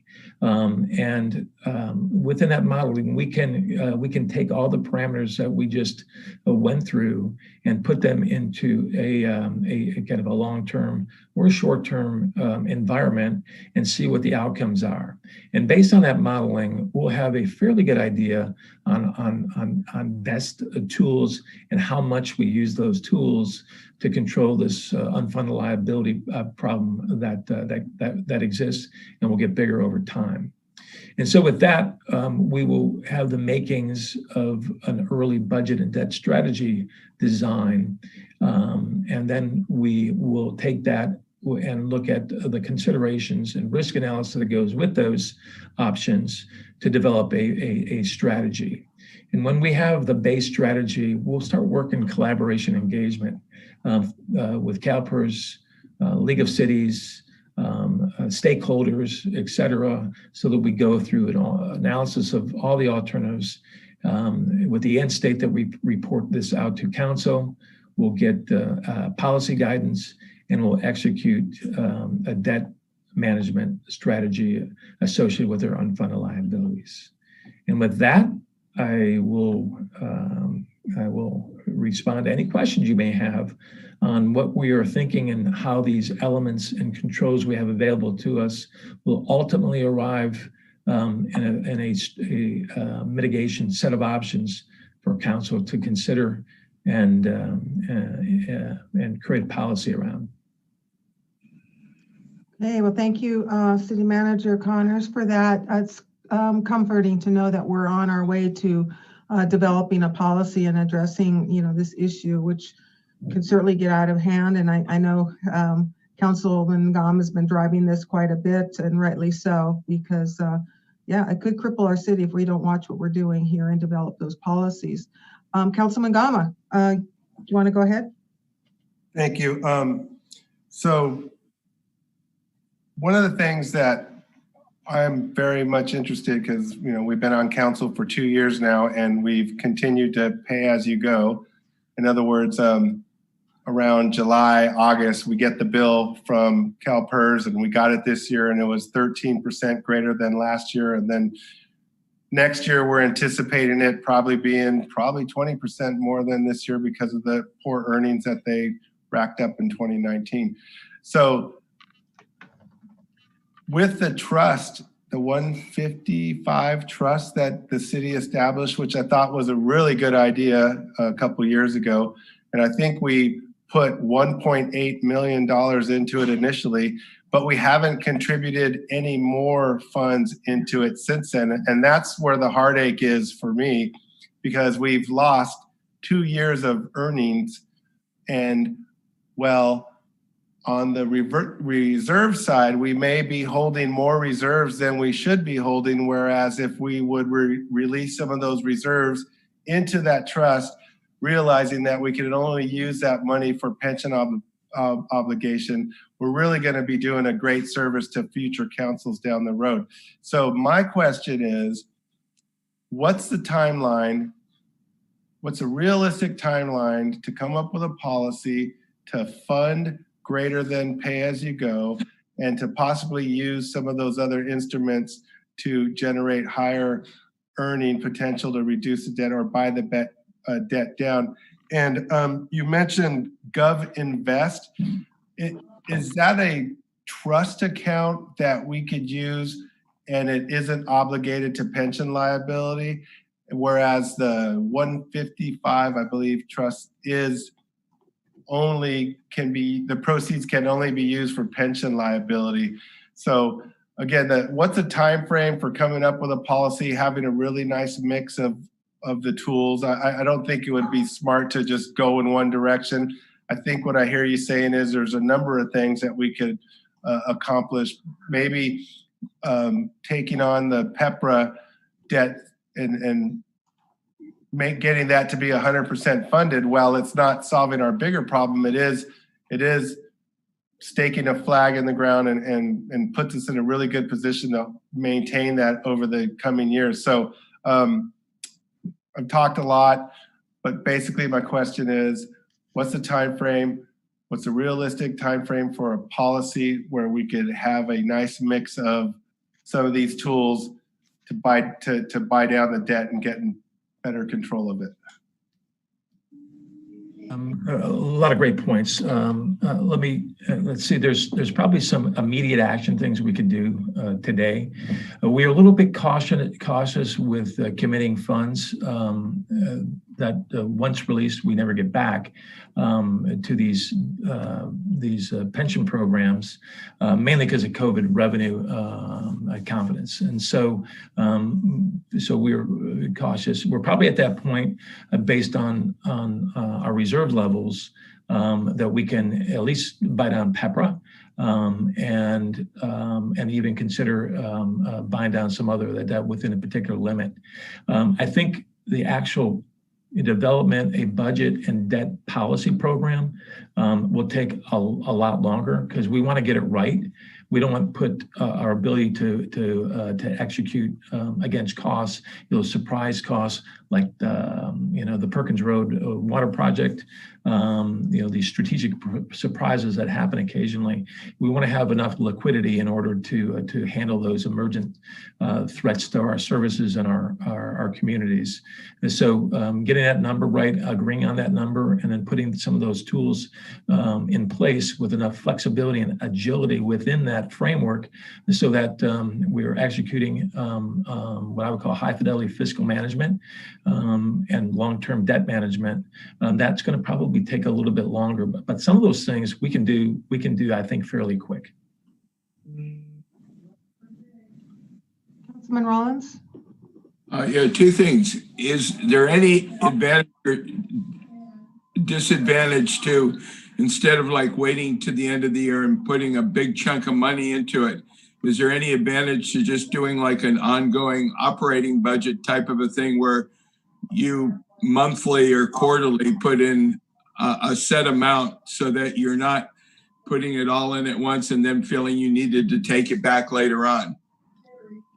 Yeah, I mean, almost like a home loan. You can make an extra payment, at the end of the year. You can use a different cost model. Instead of using 7%, you could fund your pensions.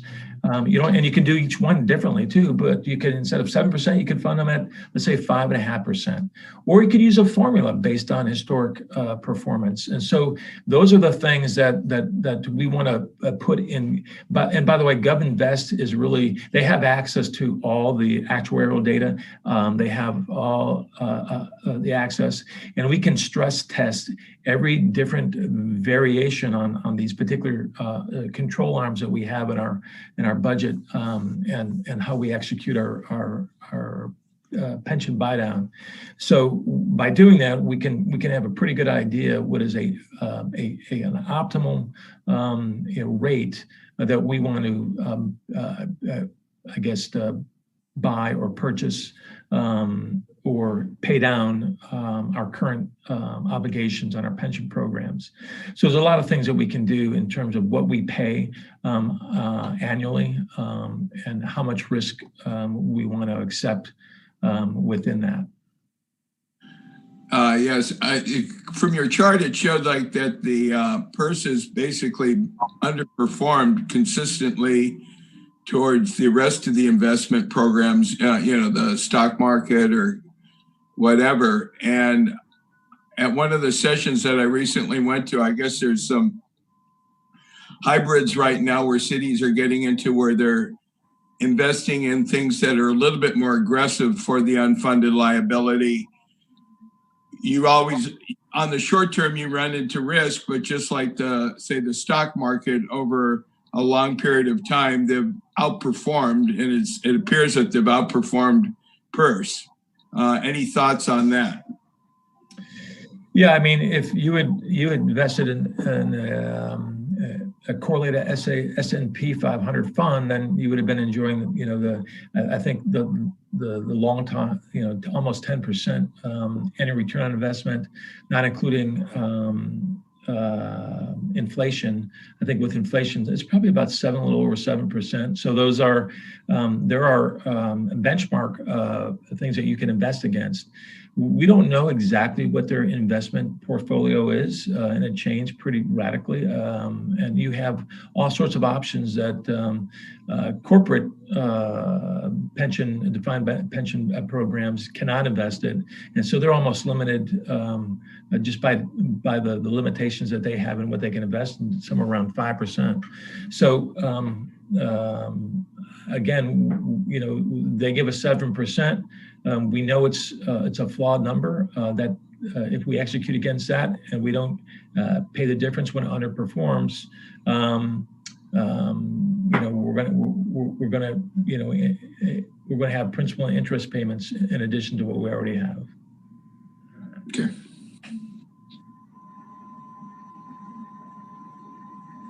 Madam Mayor Pro Tem Schnapp? Yes, thank you, Madam Mayor. So thank you for a really comprehensive view on this, Mr. City Manager. I really enjoyed looking at what you've uncovered for us, some additional things as in terms of resources that we might have at our disposal to set aside some money and start planning ahead to, you know, buy down or buy out some of these plans. Originally, and this is addressing Councilmember Gama's mention about the taking an overage of our reserves. If we hit a certain amount, then parking that aside into paying down the pension, or at least covering that difference between what the 70% is and what it's actually earning. And so that was the whole part and parcel, Councilmember Gama, of actually establishing this fund that says, you know, hey, we have enough money, let's set it aside for the retirement costs. And so that was, you know, originally what we did. And so looking forward, I would hope that you all would take this seriously and start really investing that way.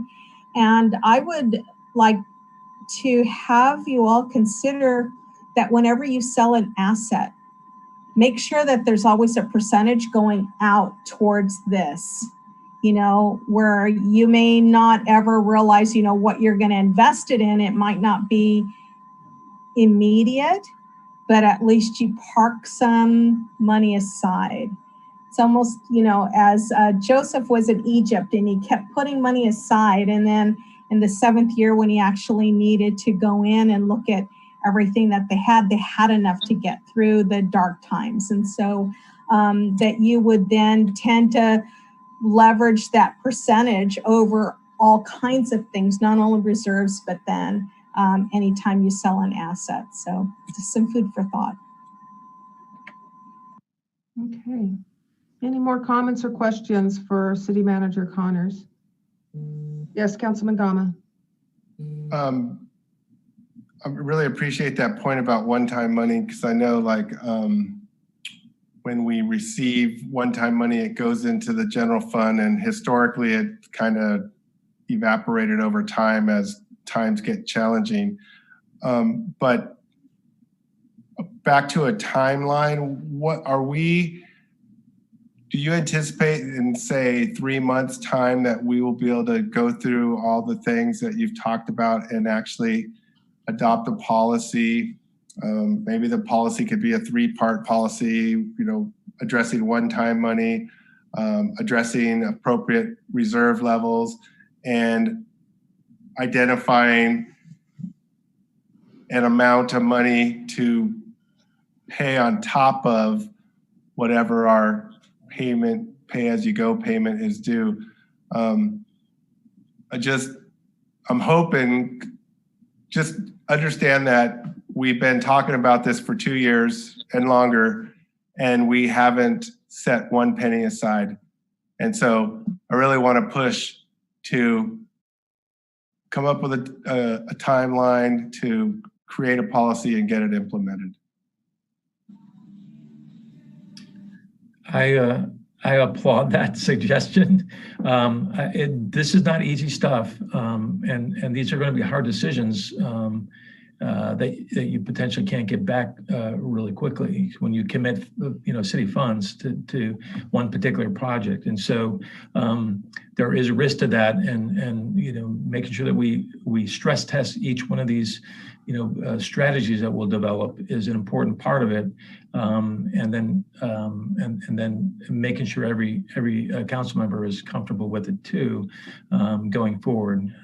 So that is a time frame I'm not really at this point ready to commit to, but I think we can do some short-term things with the PEPFAR funds and looking at our reserves to buy down at least the current year debt, moving into a full-on strategy when it comes to budget builds and debt management. Yeah. Madam Mayor Pro Tem?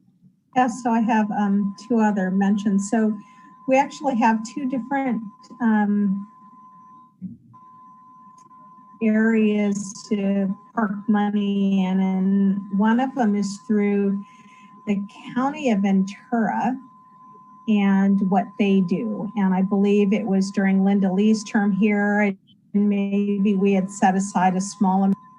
And then the second one was where it was actually, I think we set aside $2 million.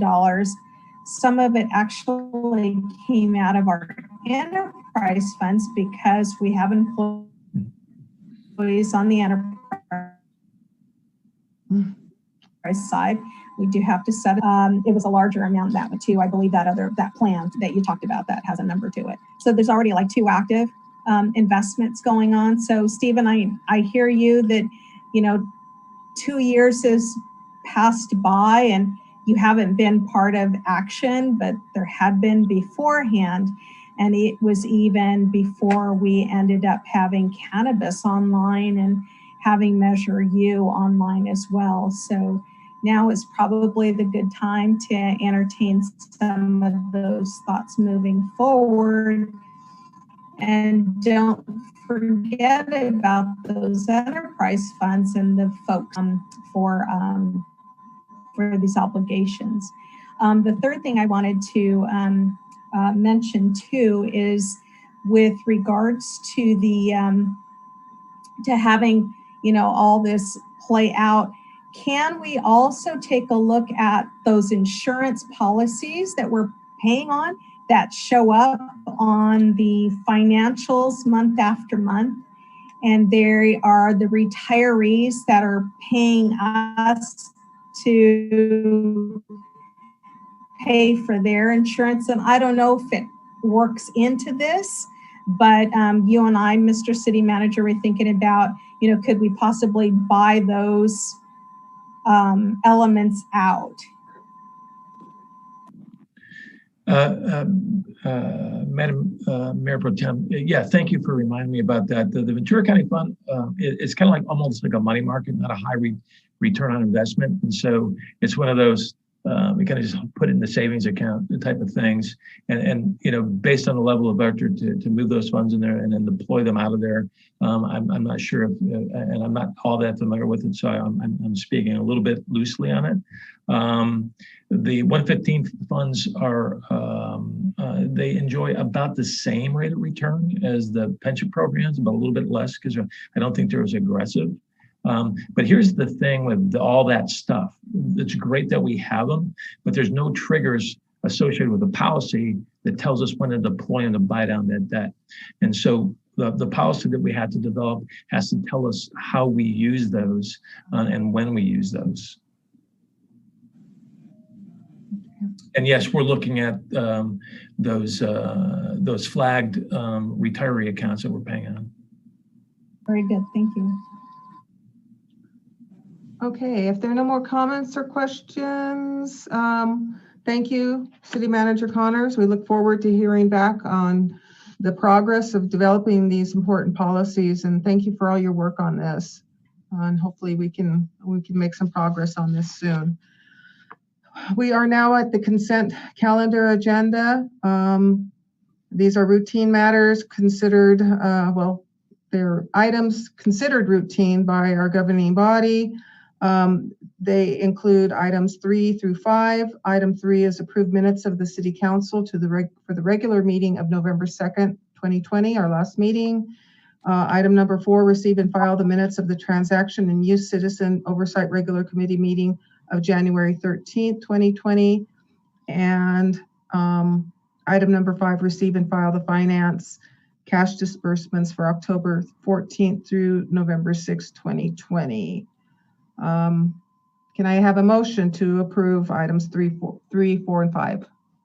So, Madam Mayor, if I could pull item number 5 for discussion, please.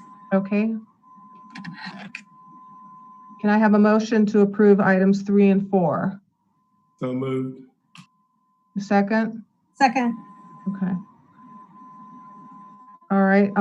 Can we get a roll call vote, please, for items 3 and 4? Yes, ma'am. Councilmember Gama? Yes. Mayor Pro Tem Munoz-Shop? Yes. Councilmember Byrd? Yes. Councilmember Rollins? Yes. And Mayor Hernandez? Yes. Motion passes unanimously for items 3 and 4. All right. We have item number 5, receive and file the finance cash disbursements for October 14th through November 6th. Madam Mayor Pro Tem, you want to ask your question or make your comment? Yes, thank you, Madam Mayor. So I wanted to pull this item because we have some lines here about the enterprise lease agreements for the vehicles that we're using at the city. And I know this was a contract that we put together when Mr. Butler was our city manager. And so I've asked this, our city manager now, Mr. Connors, to give us an overview about those lease agreements, or that lease agreement with Enterprise. I believe some items are, you know, in the $100 range and others are thousands. And for some reason, I can't find the page right now, but it is in the financials. So let's take a look.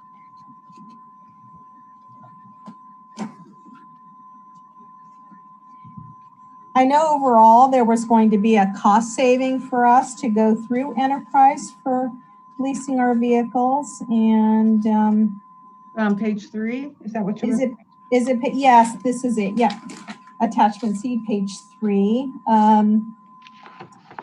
Yeah, and so there's some negative numbers in there, but positives, and I just needed to understand this a little better. So thank you. Madam Mayor, I'm not familiar with the original leasing components. You know, I guess the analysis was basically replacing and sustaining a fleet of 60 fleet vehicles over 10 years, as opposed to purchasing, procuring the same amount for vehicles that were all, I don't know, 10, 15 years old simultaneously. So the projected savings over 10 years was somewhere around $326,000, which is, having been in the transportation industry, we looked at Enterprise all the time, and depending on how you use your vehicles, what the vehicles were, the Enterprise lease option always made quite a bit of sense. So I'm not sure exactly what those specific cost items are and expenditures, but my guess is because we just activated a bunch of vehicles and we turned in a bunch of vehicles, and I'm not sure exactly what cost elements are associated with each one of those activities. And because you start, you start paying when the vehicle is produced and operational with your fleet. There are some other costs with configuration, and I'm not sure exactly what those costs on that sheet would be. So we would have to go each item independently to be able to tell you exactly what that cost is associated with the Enterprise lease.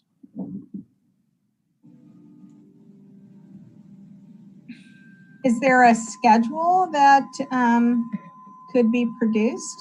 I don't know if anybody wants to see it once I leave next. I can kind of help you out here. Okay. Most of those, you just have to sum them up. It's with the individual invoicing on there to apply some credits and so some of these are basically invoice corrections that when we run the disbursement report, it shows as individual lines when really you have to take the summation of all those to get the current invoice. It was just to get their billing straightened out with ours. We've had some issues and problems with them. So it was all this extra lines of detail, but if you sum it all up, that's the net payment that we owed through this invoice period. Okay. And so these would be month expenditures then?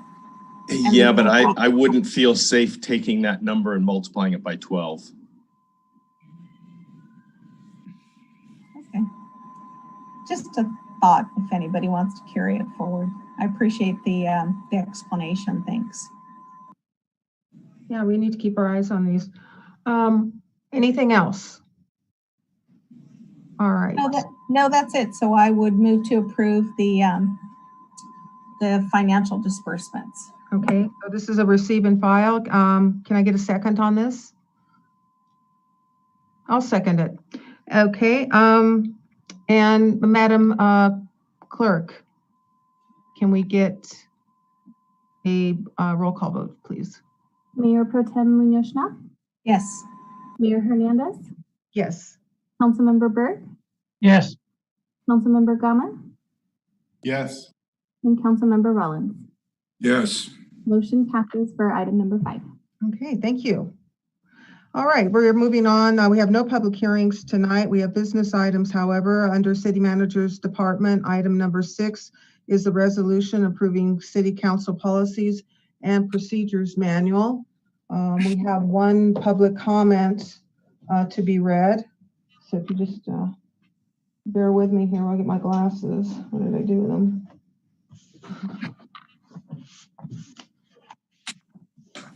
The public comment item comes from former Mayor, City Council Member Tom Figg. And he has some suggestions for us on this item, and it reads, subject to City Council meeting of November 16, 2020, comments concerning business agenda item number 6. I applaud your prudence in delaying action on a procedural manual that was introduced for consideration on October 19, 2020. For those not familiar with the history of this manual, City Attorney Charles Green was tasked at the urging of Member Schnapp to revisit procedural protocols in the face of hostile relations that existed on the council following the general election in 2014. The solution offered by City Attorney Charles Green was a 60-page expose to replace a 4-page set of previously adopted norms that served the city for the past 20 years. This was the equivalent of using a sledgehammer to swat a fly. So here we are, deja vu all over again. A simple request was made by a member of the council's October 5th meeting to clarify how matters of importance could be scheduled for future consideration. A very pertinent and succinct topic deserving of an equally focused response. What the council received instead was a reintroduction of the former procedural manual that went unadopted for its excessive, unnecessary, and uninvited intrusion into normal affairs of the council. Before you take action, I urge you to review videos from the city council meetings in early 2018 to get a full sense of the council's objections. Given the outcome of the 2020 election and impending changes in political leadership, I urge that the current council remain focused on what was originally requested agenda setting procedures covered in Chapter 3, Paragraph 1C, pages 14 and 15 of the procedure manual. As to the balance of the 65-page document, I believe it's best to defer action until newly elected council members are seated. Doing so enables freshman members to actively participate in setting norms that they themselves will be obliged to follow rather than inherent procedures imposed by departing incumbents whom they just defeated. When all is said and done, my hope is that the council arrives at an updated set of norms that accomplish 3 primary objectives: a deliberate process whereby neither the city manager or city attorney has hired executive staff, nor any council member, regardless of ceremonial title, controls public discourse; a clear explanatory and operational distinction between the policy setting authority of the city council and the administrative functions of executive staff; and affirmative measures to promote openness and transparency in conducting the public's business, including limits on the use of confidential communications, closed-door meetings, and the withholding information of public interest. In summary, I urge the current seated council to consider the following actions. 1, endorse the agenda setting procedures set forth in Chapter 3, Paragraph 1C of the proposed procedural manual covered on pages 14 and 15 as a matter of council policy. 2, defer action on the balance of the procedural manual until the newly constituted city council is fully seated so that all new members have an opportunity to participate. Sincerely, Tom Figg, and his address follows. Okay. Mr. Connors, do you want to present the resolution approving the city council policies and procedures manual? Thanks, Madam Mayor. Even better, Mr. Perez will present. Okay. Well, I'm not certain that it's better, but I'll give it a shot. So, good evening. For the record, Charles Parrott's Deputy City Manager. Item 6, seeks the council's consideration of council policies and procedures manual and the accompanying resolution. As the council recall, a prior draft of the manual was reviewed at the October 19th, 2020 meeting. At that time, it was noted that approving such a manual would allow for both the formalization of the process to agendize items of interest to council members and the documentation of various unofficial policies and protocols. At the conclusion of discussion on the item, the council voted unanimously to request that a revised policy incorporating council input return to the council for potential action at a future meeting. After the meeting, staff revised the document and subsequently distributed it to council for additional input. The version presented tonight incorporates the feedback that was received. Staff's recommendation is that the council review the current version of the manual, determine if any additional modifications are appropriate, and approve the resolution adopting the manual. I'd also comment that the reference to a 65-page document may be a little bit misleading. The item in your packet, which includes the report, the resolution, the red line version of the manual, and the clean version, is a total of 65 pages. But the document itself, the manual itself, is approximately 26 pages.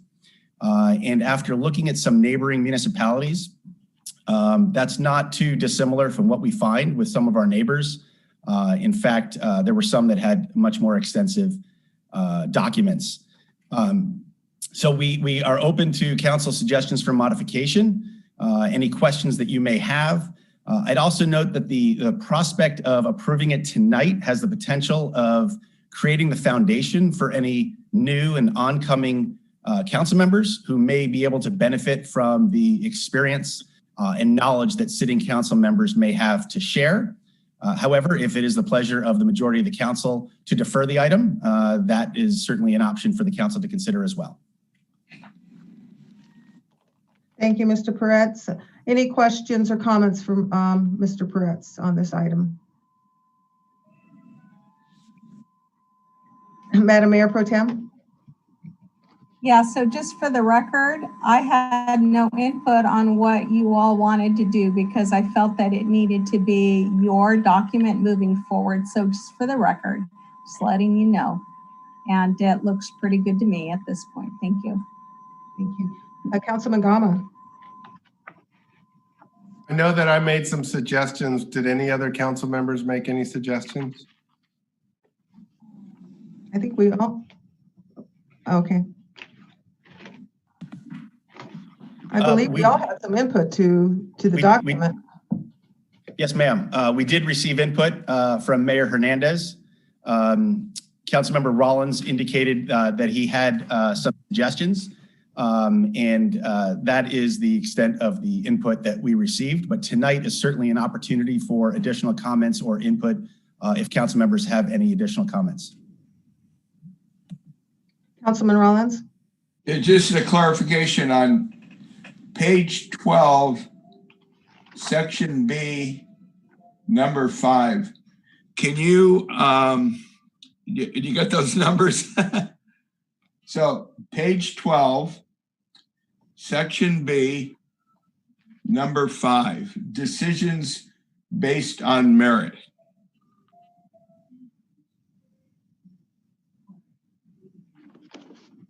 Are you looking at the clean version of the document, sir? No. The red line version? Yes. Page 12. Page 12. 12 of 65. Ah.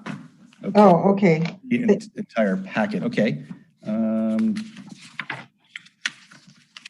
it's page 12 of 65, but it's page 6 in the. Yes, I'm with you, sir. Mm-hmm. Page 6. This is for my own better understanding. What is the difference? I'm still not quite clear. I read it. The difference between personal ideology and personal feeling. I wasn't quite sure what all that meant. There was a description. Maybe you can provide. It says, councilmen shall base their decisions on merits and substance of the matter at hand rather than unrelated considerations. Councilmen are free to apply personal ideology to their deliberations, but shall not allow personal feeling I'm not sure the differences between personal ideology and personal feelings might be. So I can ask Kevin. I think that the city attorney's office was the original author of the document. The way I read that, personal ideology, so any beliefs that you have about the proper way to address something, the second phrase that you referenced is shall not apply personal feelings about an applicant or matter before the council. So if you had a personal relationship with somebody, you shouldn't hold that against the individual based on a personal relationship that you have, as opposed to a personal ideology, a belief or a value that you hold about what is right and what is wrong. Okay. Any other comments, questions? Yes. Okay, go ahead, Councilman Gama, then I'll go. So one of the areas for me is defining the relationship with the city attorney. And I don't see an area that I strongly believe should be a part of this in this red line document. And I really wanted to see documentation that the city attorney represents the entire city council. The city attorney does not represent the desires of any individual council. And then how we should direct all our inquiries through the city manager. And the city manager will decide when it's appropriate to engage the city attorney.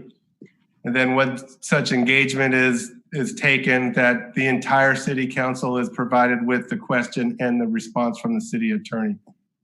I'm wondering why that's not in there. And then the second thing is that that's my dog. I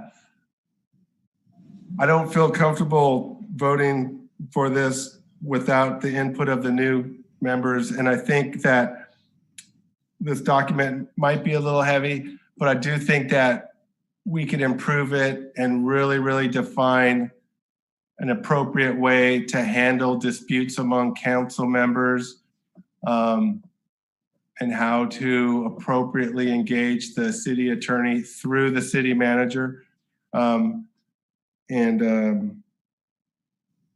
I just feel like we probably should hold off on this until we have the two new members, and then use this as not only a training, but also a means to make it better. Anything else? Okay.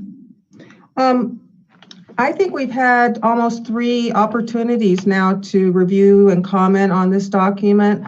And I believe I was the member of this council who wanted the procedures addressed on how something gets on the agenda, of the process of the agenda. But that led to other procedural questions on how the council behaves, how the council operates. And you know, I think that this document is a real good foundational document for training. I think that it will at least give the new council members a framework and some guidance on the information they need to know in terms of how to perform in a city council meeting or in a agency committee meeting. The information in here talks a lot about the protocols, the Rosenberg Rules of Order, which is standard. That's not anything that we came up with on our own. That's something that we should know and should practice. And I think it's important that we have it in this manual so that we can understand how to proceed and how to conduct these meetings. I think that this document is ready to be approved. I think that it shouldn't be too difficult later on, as with any document, that if we find that something doesn't work, we can come back and change it. Is that not correct? Yes, Madam Mayor. The intent is that this would be, as any other city policy, subject to amendment at any time by the council. Okay. Councilman Berg? Yes, thank you, Madam Mayor. And I'm thinking we can swing both ways on this in a sense. If we approve something of this nature tonight, and then in a couple of weeks we get 2 new council members, they haven't signed off on this, and they may have things that they want to contribute, or, and again, it was mentioned that it's a good training manual in a very real sense. But if they can go through this with the older council members, I think you get better buy-in from them on this. So I would suggest that maybe we do hesitate. It's a great document. I would be ready to vote for it tonight positively, but I'm not going to be here in a couple of weeks. Let them decide how they're going to live. So I'd let them look at it and sign off and make recommendations as they come. Yeah. I mean, this information is really nothing new or anything that I don't know that they could actually even change. I mean, these are standard operating procedures that many councils use, that's approved by the California League of Cities. If anything, they need to get familiar with these procedures, just as we did when we came on board. What we've done is just put it into a document, a compiled document where we can go to one place and get the information we need if we have questions about protocol or procedure. So I agree with you. That's just my feeling on it. And I think to have something for them that's completed is going to be of more help. And they're going to be pretty inundated with other things, trying to absorb other the terminology and acronyms and all the committees and the responsibilities. I think something like this would be of help to them at this point. And again, we can always come back and change it. Madam Mayor Pro Tem. Yeah, so it's, thank you, Madam Mayor. So it's not to say that there isn't a document. There has been a document because of all of you who came on 2 years ago, you had something presented to you. And I consider this as more of a owner's manual. When you buy a car, you know, you just don't walk away and not realize what the responsibility of you as an owner is. And so this goes part and parcel with being seated as a city council member. And so I tend to agree with you, Madam Mayor, on, you know, just move forward. You can always then change it, but it's going to take the newbies a little bit of time to understand what it's all about. So I would side with you. I don't see anything in here that's controversial in any way. Okay, let's go ahead and hear Councilman Rollins' comments. Go ahead. Yeah. I look at this as any of the other things that we do as a living document. I think it has a lot of good stuff in it. I would look at perhaps after a few months that the new city council has gotten together, they get a chance to review it. And I think we can come back, and if there's some modifications that need to be made that makes the new council feel more comfortable, great. But a lot of time and effort has been spent, I think, from what I gather now, over the last 5 or 6 years. And I think it provides good guidelines, and I think as they get a chance to review it, they may have some questions that we haven't even brought up today that, I think we can kind of revisit and we can modify it. It's a living document. 2 or 3 months from now, if it's important to touch base on Article 5, number 3, we can do that. So if this does pass tonight, be prepared to turn your cell phones off, because that is in here, that there shall be no electronic devices during a meeting.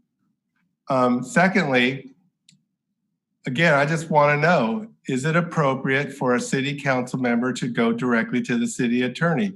And is it appropriate for the city attorney to respond to that council member solely? And wouldn't it be more appropriate if such contact is made with the city attorney, that the city attorney reports to the entire council? That's the problem I have with this document. It doesn't lay out how we are to manage our relationship with the city attorney. The city attorney represents the council, all 5 of us, not one of us when we have a little problem to pick at. So that's my issue with it. I want to clearly define how the city attorney is accessed, and I think the city attorney should be accessed through the city manager in all cases. Councilman Rowland, then Councilman Berg. I agree with Councilman Gama that that's a key component on how we address the city attorney and what the role of the city attorney is. And I would perhaps request that as opposed to throwing out the baby with the bathwater, that we keep what's good about this particular one, but then perhaps in the next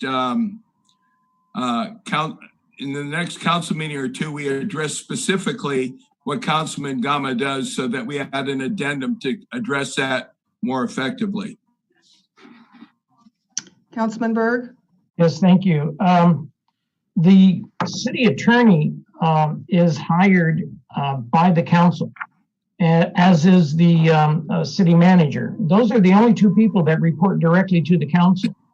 I don't necessarily expect everything that I go to the city manager about that he has to report to the city attorney and to all of the other council members, and vice versa. If it's the attorney has to report to the city manager. The city attorney reports to the council, reports to, as does the city manager. I'm not sure the efficacy of having the city attorney be in a position to have to report to us through the city manager. Yeah, they're going to work together anyway. I think that's an understood relationship. But those are the only 2 that, as council, we control. All other city employees naturally report through the city manager. That's understood by one and all, but not the attorney. I don't think the attorney does. Well, there is some language in here that I've noticed on page 23 or page 29 of 65, the relationship and conduct with city attorney. Perhaps Councilman Gama, you could provide the language that you're looking for, and then we could consider it as part of an update to the procedures manual when we get to that point. I did, and it's not in there. Okay.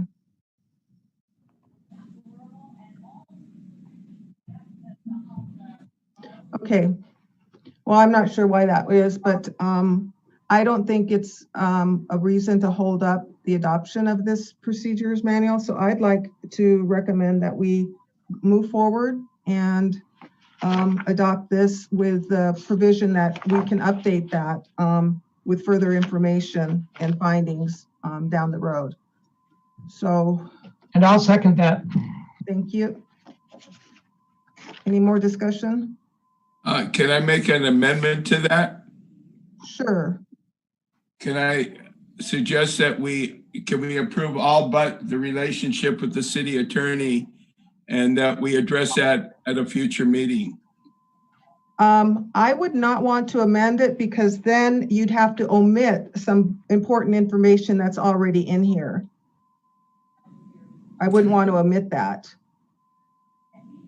The section that I just referred to is already in here, and I think that what Councilman Gama is looking for is to go beyond the description that's provided, but I wouldn't totally eliminate it if that's what you're looking to do. But the one portion that I truly understand Council Gama's concerns is the costs that we incur in many things, and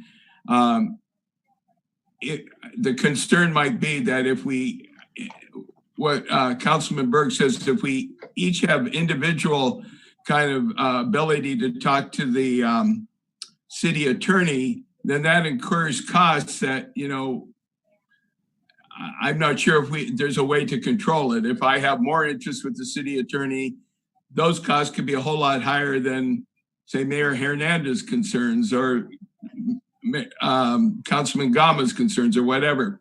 And so I'm looking at some way, I agree with them that there has to be some kind of control there. I'm not sure what it is, and I'd be open to hear up some suggestions. Okay, well, I would like to go forward with my original motion, if I may, with a provision, as we said, that as we get more information and discover more findings on what the issues are, that we can come back and add to this. But I think the general provisions and claim assessment language that's in here is important, and it is backed up by state law and the state bar. So I would not want to omit that for the sake of, so like, it's like you said, throwing the baby out with the bathwater. I wouldn't want to do that in this case. I'd rather see us later on down the road discuss this particular change or addition fully, because I don't understand the basis on which Councilman Gama wants this. I don't know the history behind it, what he is thinking. So I think we need time to discuss that, but I don't want to hold this up to do that. Can we create some kind of if we were to approve this, can we, with that, approve some kind of a finite time that we can address Mr. Gama's concerns within a short period of time? He can ask for it to be on a council agenda for discussion. And everybody's just mentioned that you can change this document anytime. Yeah. So meanwhile, we have a motion and we have a second. Are we ready to vote? Does that sound okay with you, Councilman Rollins? Yes. Okay, Councilman Gama?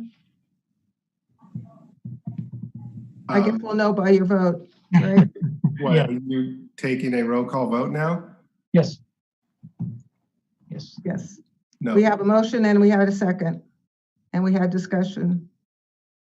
Okay, I was used to Christie initiating the roll call vote. So my vote is No, no. I'm not taking a roll call vote. What are you asking me? I was asking if we're okay to move forward. Is there anything You have else? a second.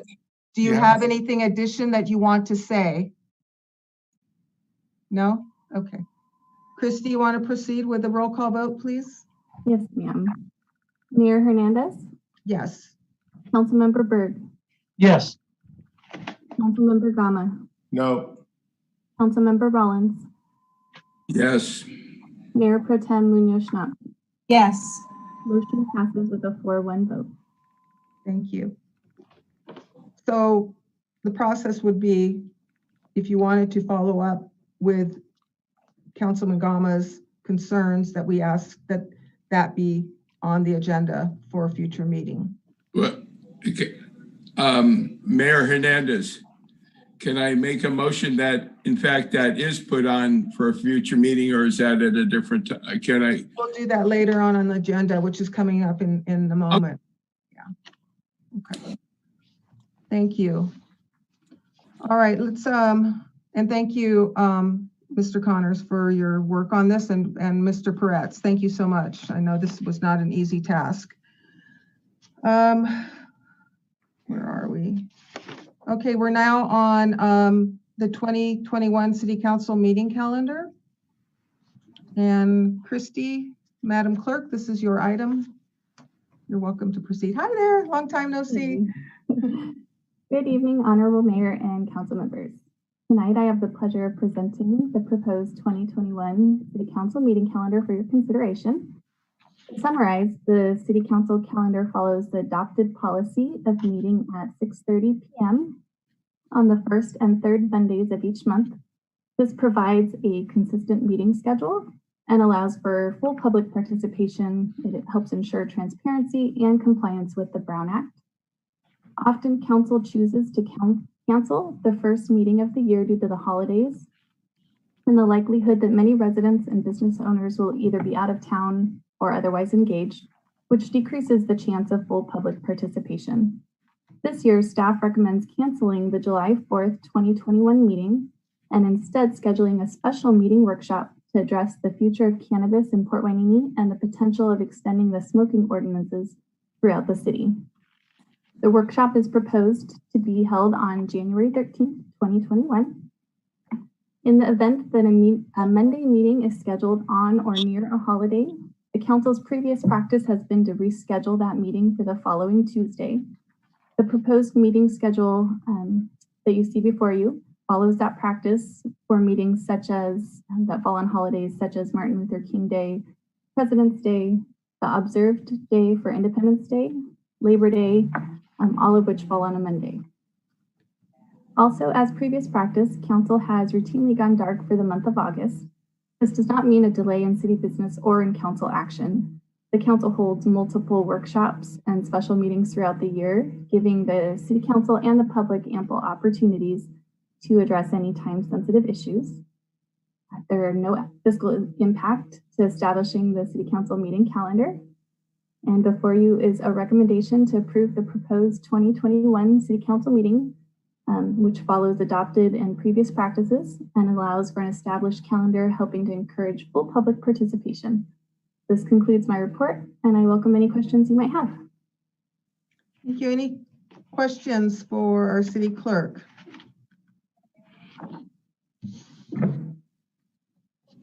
Okay, I think that was a good call to cancel that January 4th meeting. I don't know how many people will be out of town with COVID, and we're going back to purple now. I don't know what that's going to like. There'll be no Rose Parade this year, so that would have kept me in Pasadena for a little while longer. But nonetheless, it was a good call.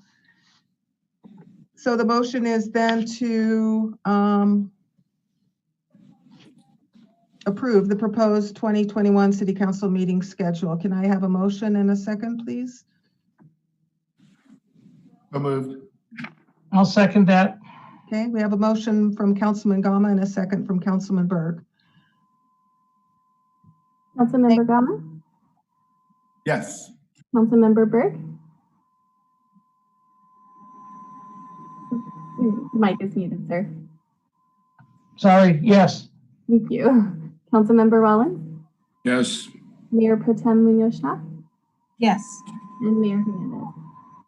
Yes. Motion passes unanimously. Thank you. Okay, thank you. Thank you for your good work. All right, we're now at council members' reports, comments, and requests for future agenda items. Mr. Councilman Rollins, would you like to go first?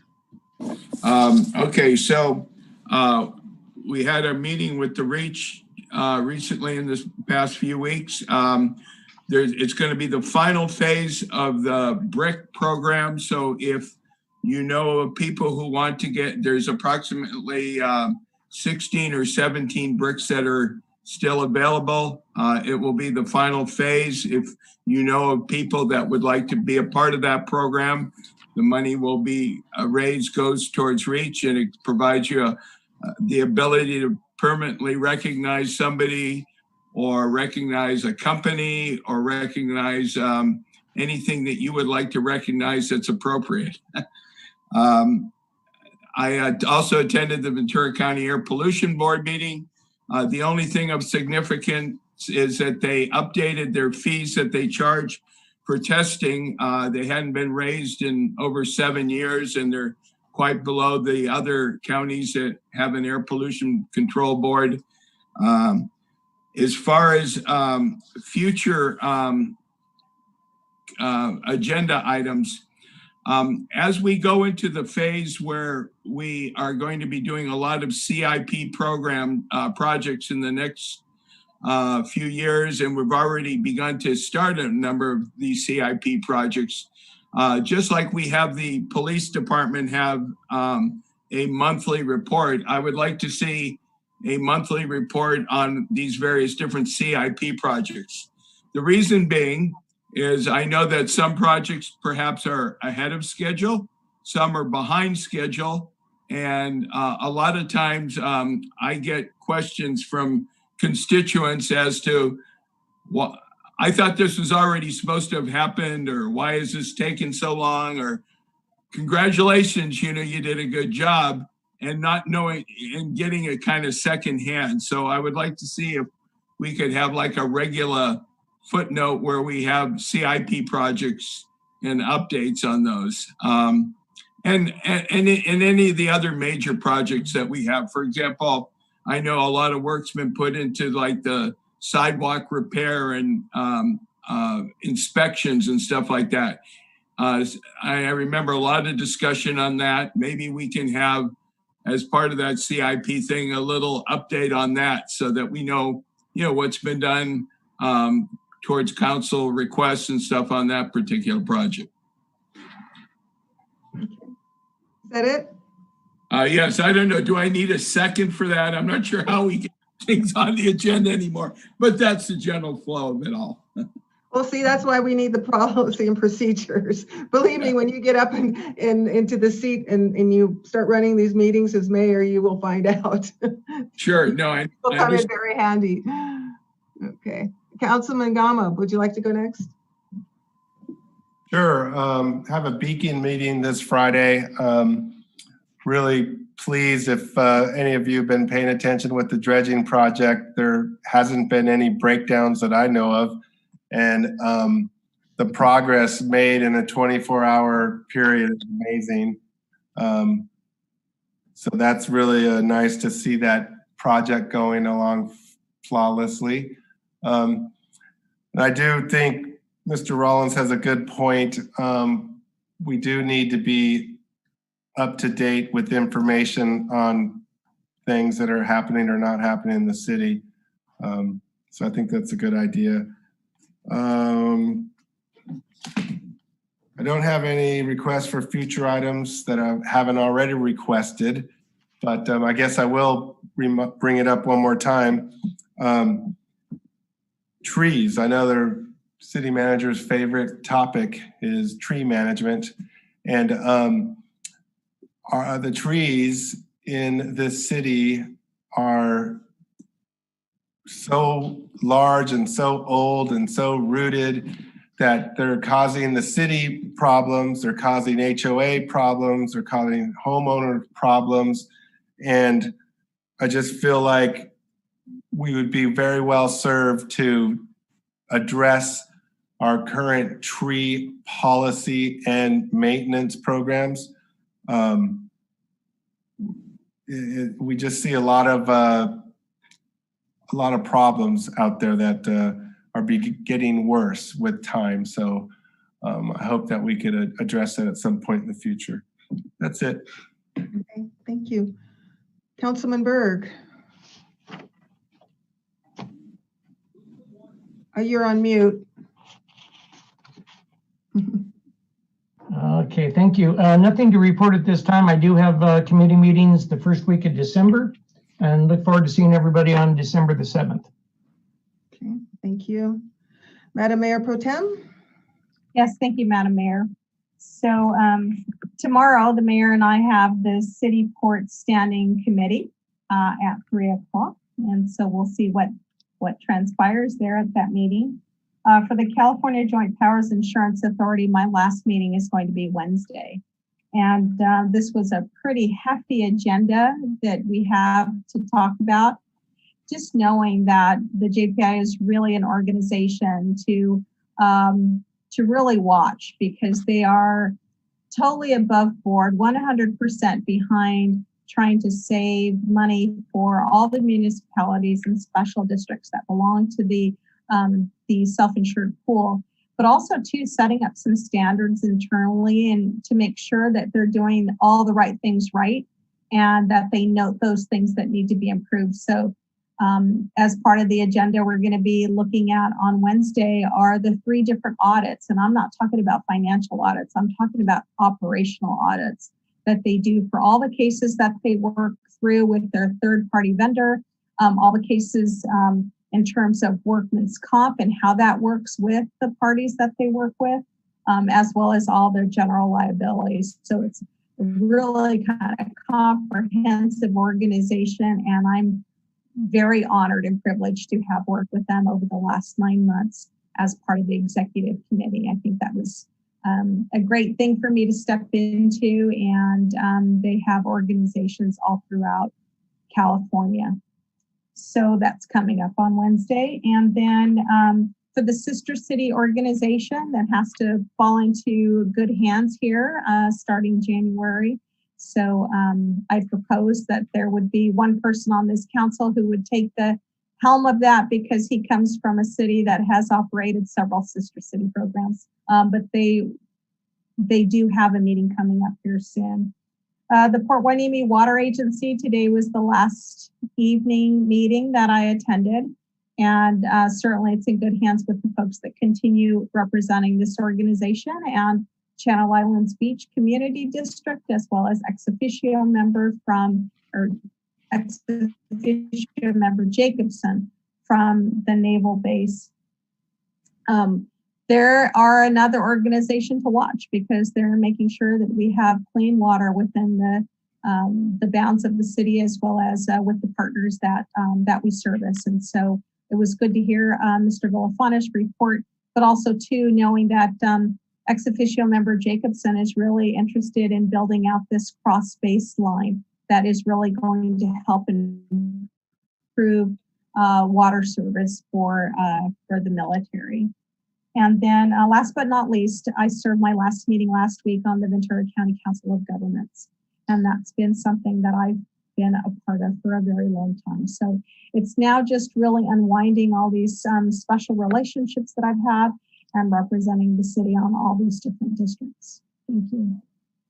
Thank you, Madam Mayor Pro Tem, and thank you for your thorough reports. I think the committee reports are especially now very important, since we will be transitioning into a new year with new committee assignments and new council members. We're not sure where we're going to land when it comes to committee assignments. So we really need to pay attention to what's being shared on these with these committee meetings. And I hope that our council elects are listening in. As the last meeting, I'm really hoping that we can all come back and give a little bit more thorough description on what some of these committees are about, what they're involved in, because there's some important things going on. One in particular is the Ventura Regional Sanitation District, which I sit on. We're getting ready to go to the board to get a conditional use permit for the Tolan Road Optimization Plan to extend the capabilities, the capacity, and the life of Tolan Road. Tolan Road landfill is where our trash goes here from Port Hueneme. And this is a very important project that the VRSD has been working on for a few years now. And it's we've just had our public hearing on the final supplemental environmental impact report, and adopted the California Environmental Quality Act findings, mitigation measures, mitigation monitoring program, and statement of overriding considerations. And all of those reports are available on the VRSD website. I also wanted to thank Don Villafana, Director of our Public Works Department, for his presentation during the public Port Hueneme Water Agency meeting. He gave a good presentation, as he did last time for us, on Perkins Road, and Perkins Road is looking beautiful. Everything is back in place, and he's going to actually proceed to do some more forensic investigation on other 90-degree angle connections, so that we can possibly mitigate against those breaking in the future. So that'll be a really good work and information that we should have in anticipation of future breaks, and hopefully that doesn't happen. RDP 21 strategic planning meeting was held last week. I wasn't able to participate. My sister had gone into the hospital, but today we received notice that Colonel Henry Edward Bellion has passed away. He was part of the 146th Air Wing Association, and was battling cancer and passed away Thursday, November 5th. He became involved in the Air Wing, the airlift wing, and the Regional Defense Partnership for the 21st Century, RDP 21, after he retired. And he's been part of the lobbying effort, the successful lobbying effort to keep local Navy and Air National Guard bases from being closed by Congress. And he's also was represented on the wing on the Military Appreciation Committee of the Oxnard Chamber of Commerce for many years. So we have lost that member from RDP 21, and I'd like to express my condolences to the family and adjourn in his memory today. That is all I have tonight. I want to thank you all for your presentations and your information and your participation. Thank you, staff, for keeping us online. And our next meeting will be December 7th. Why do I always lose my agenda at the end of the meeting? Is that correct, Madam Clerk? Is that our next meeting? Mayor, there was actually a typo on the agenda. There's a special meeting scheduled for November 19th, and that will be what we'll adjourn to. Okay, is that the general plan meeting? Okay. All right. Oh, and the one last thing is AWA, Association of Water Agencies, is holding a 28th annual water symposium. It's going to be a virtual event, of course. It's also on Thursday, November 19th. They're struggling. Most of their funds come from programs, and because of COVID, they haven't been able to deliver the programs the way they're used to, so they're doing them virtually. So if you're interested in what they're presenting, I think they're talking about collaboration, water collaboration on the 19th. You can sign up at a price of $35 to attend and provide support at the same time for AWA. So with that, I'll go ahead and adjourn the meeting if that is the will of the council. And thank you again. Have a good night. It's 9:40.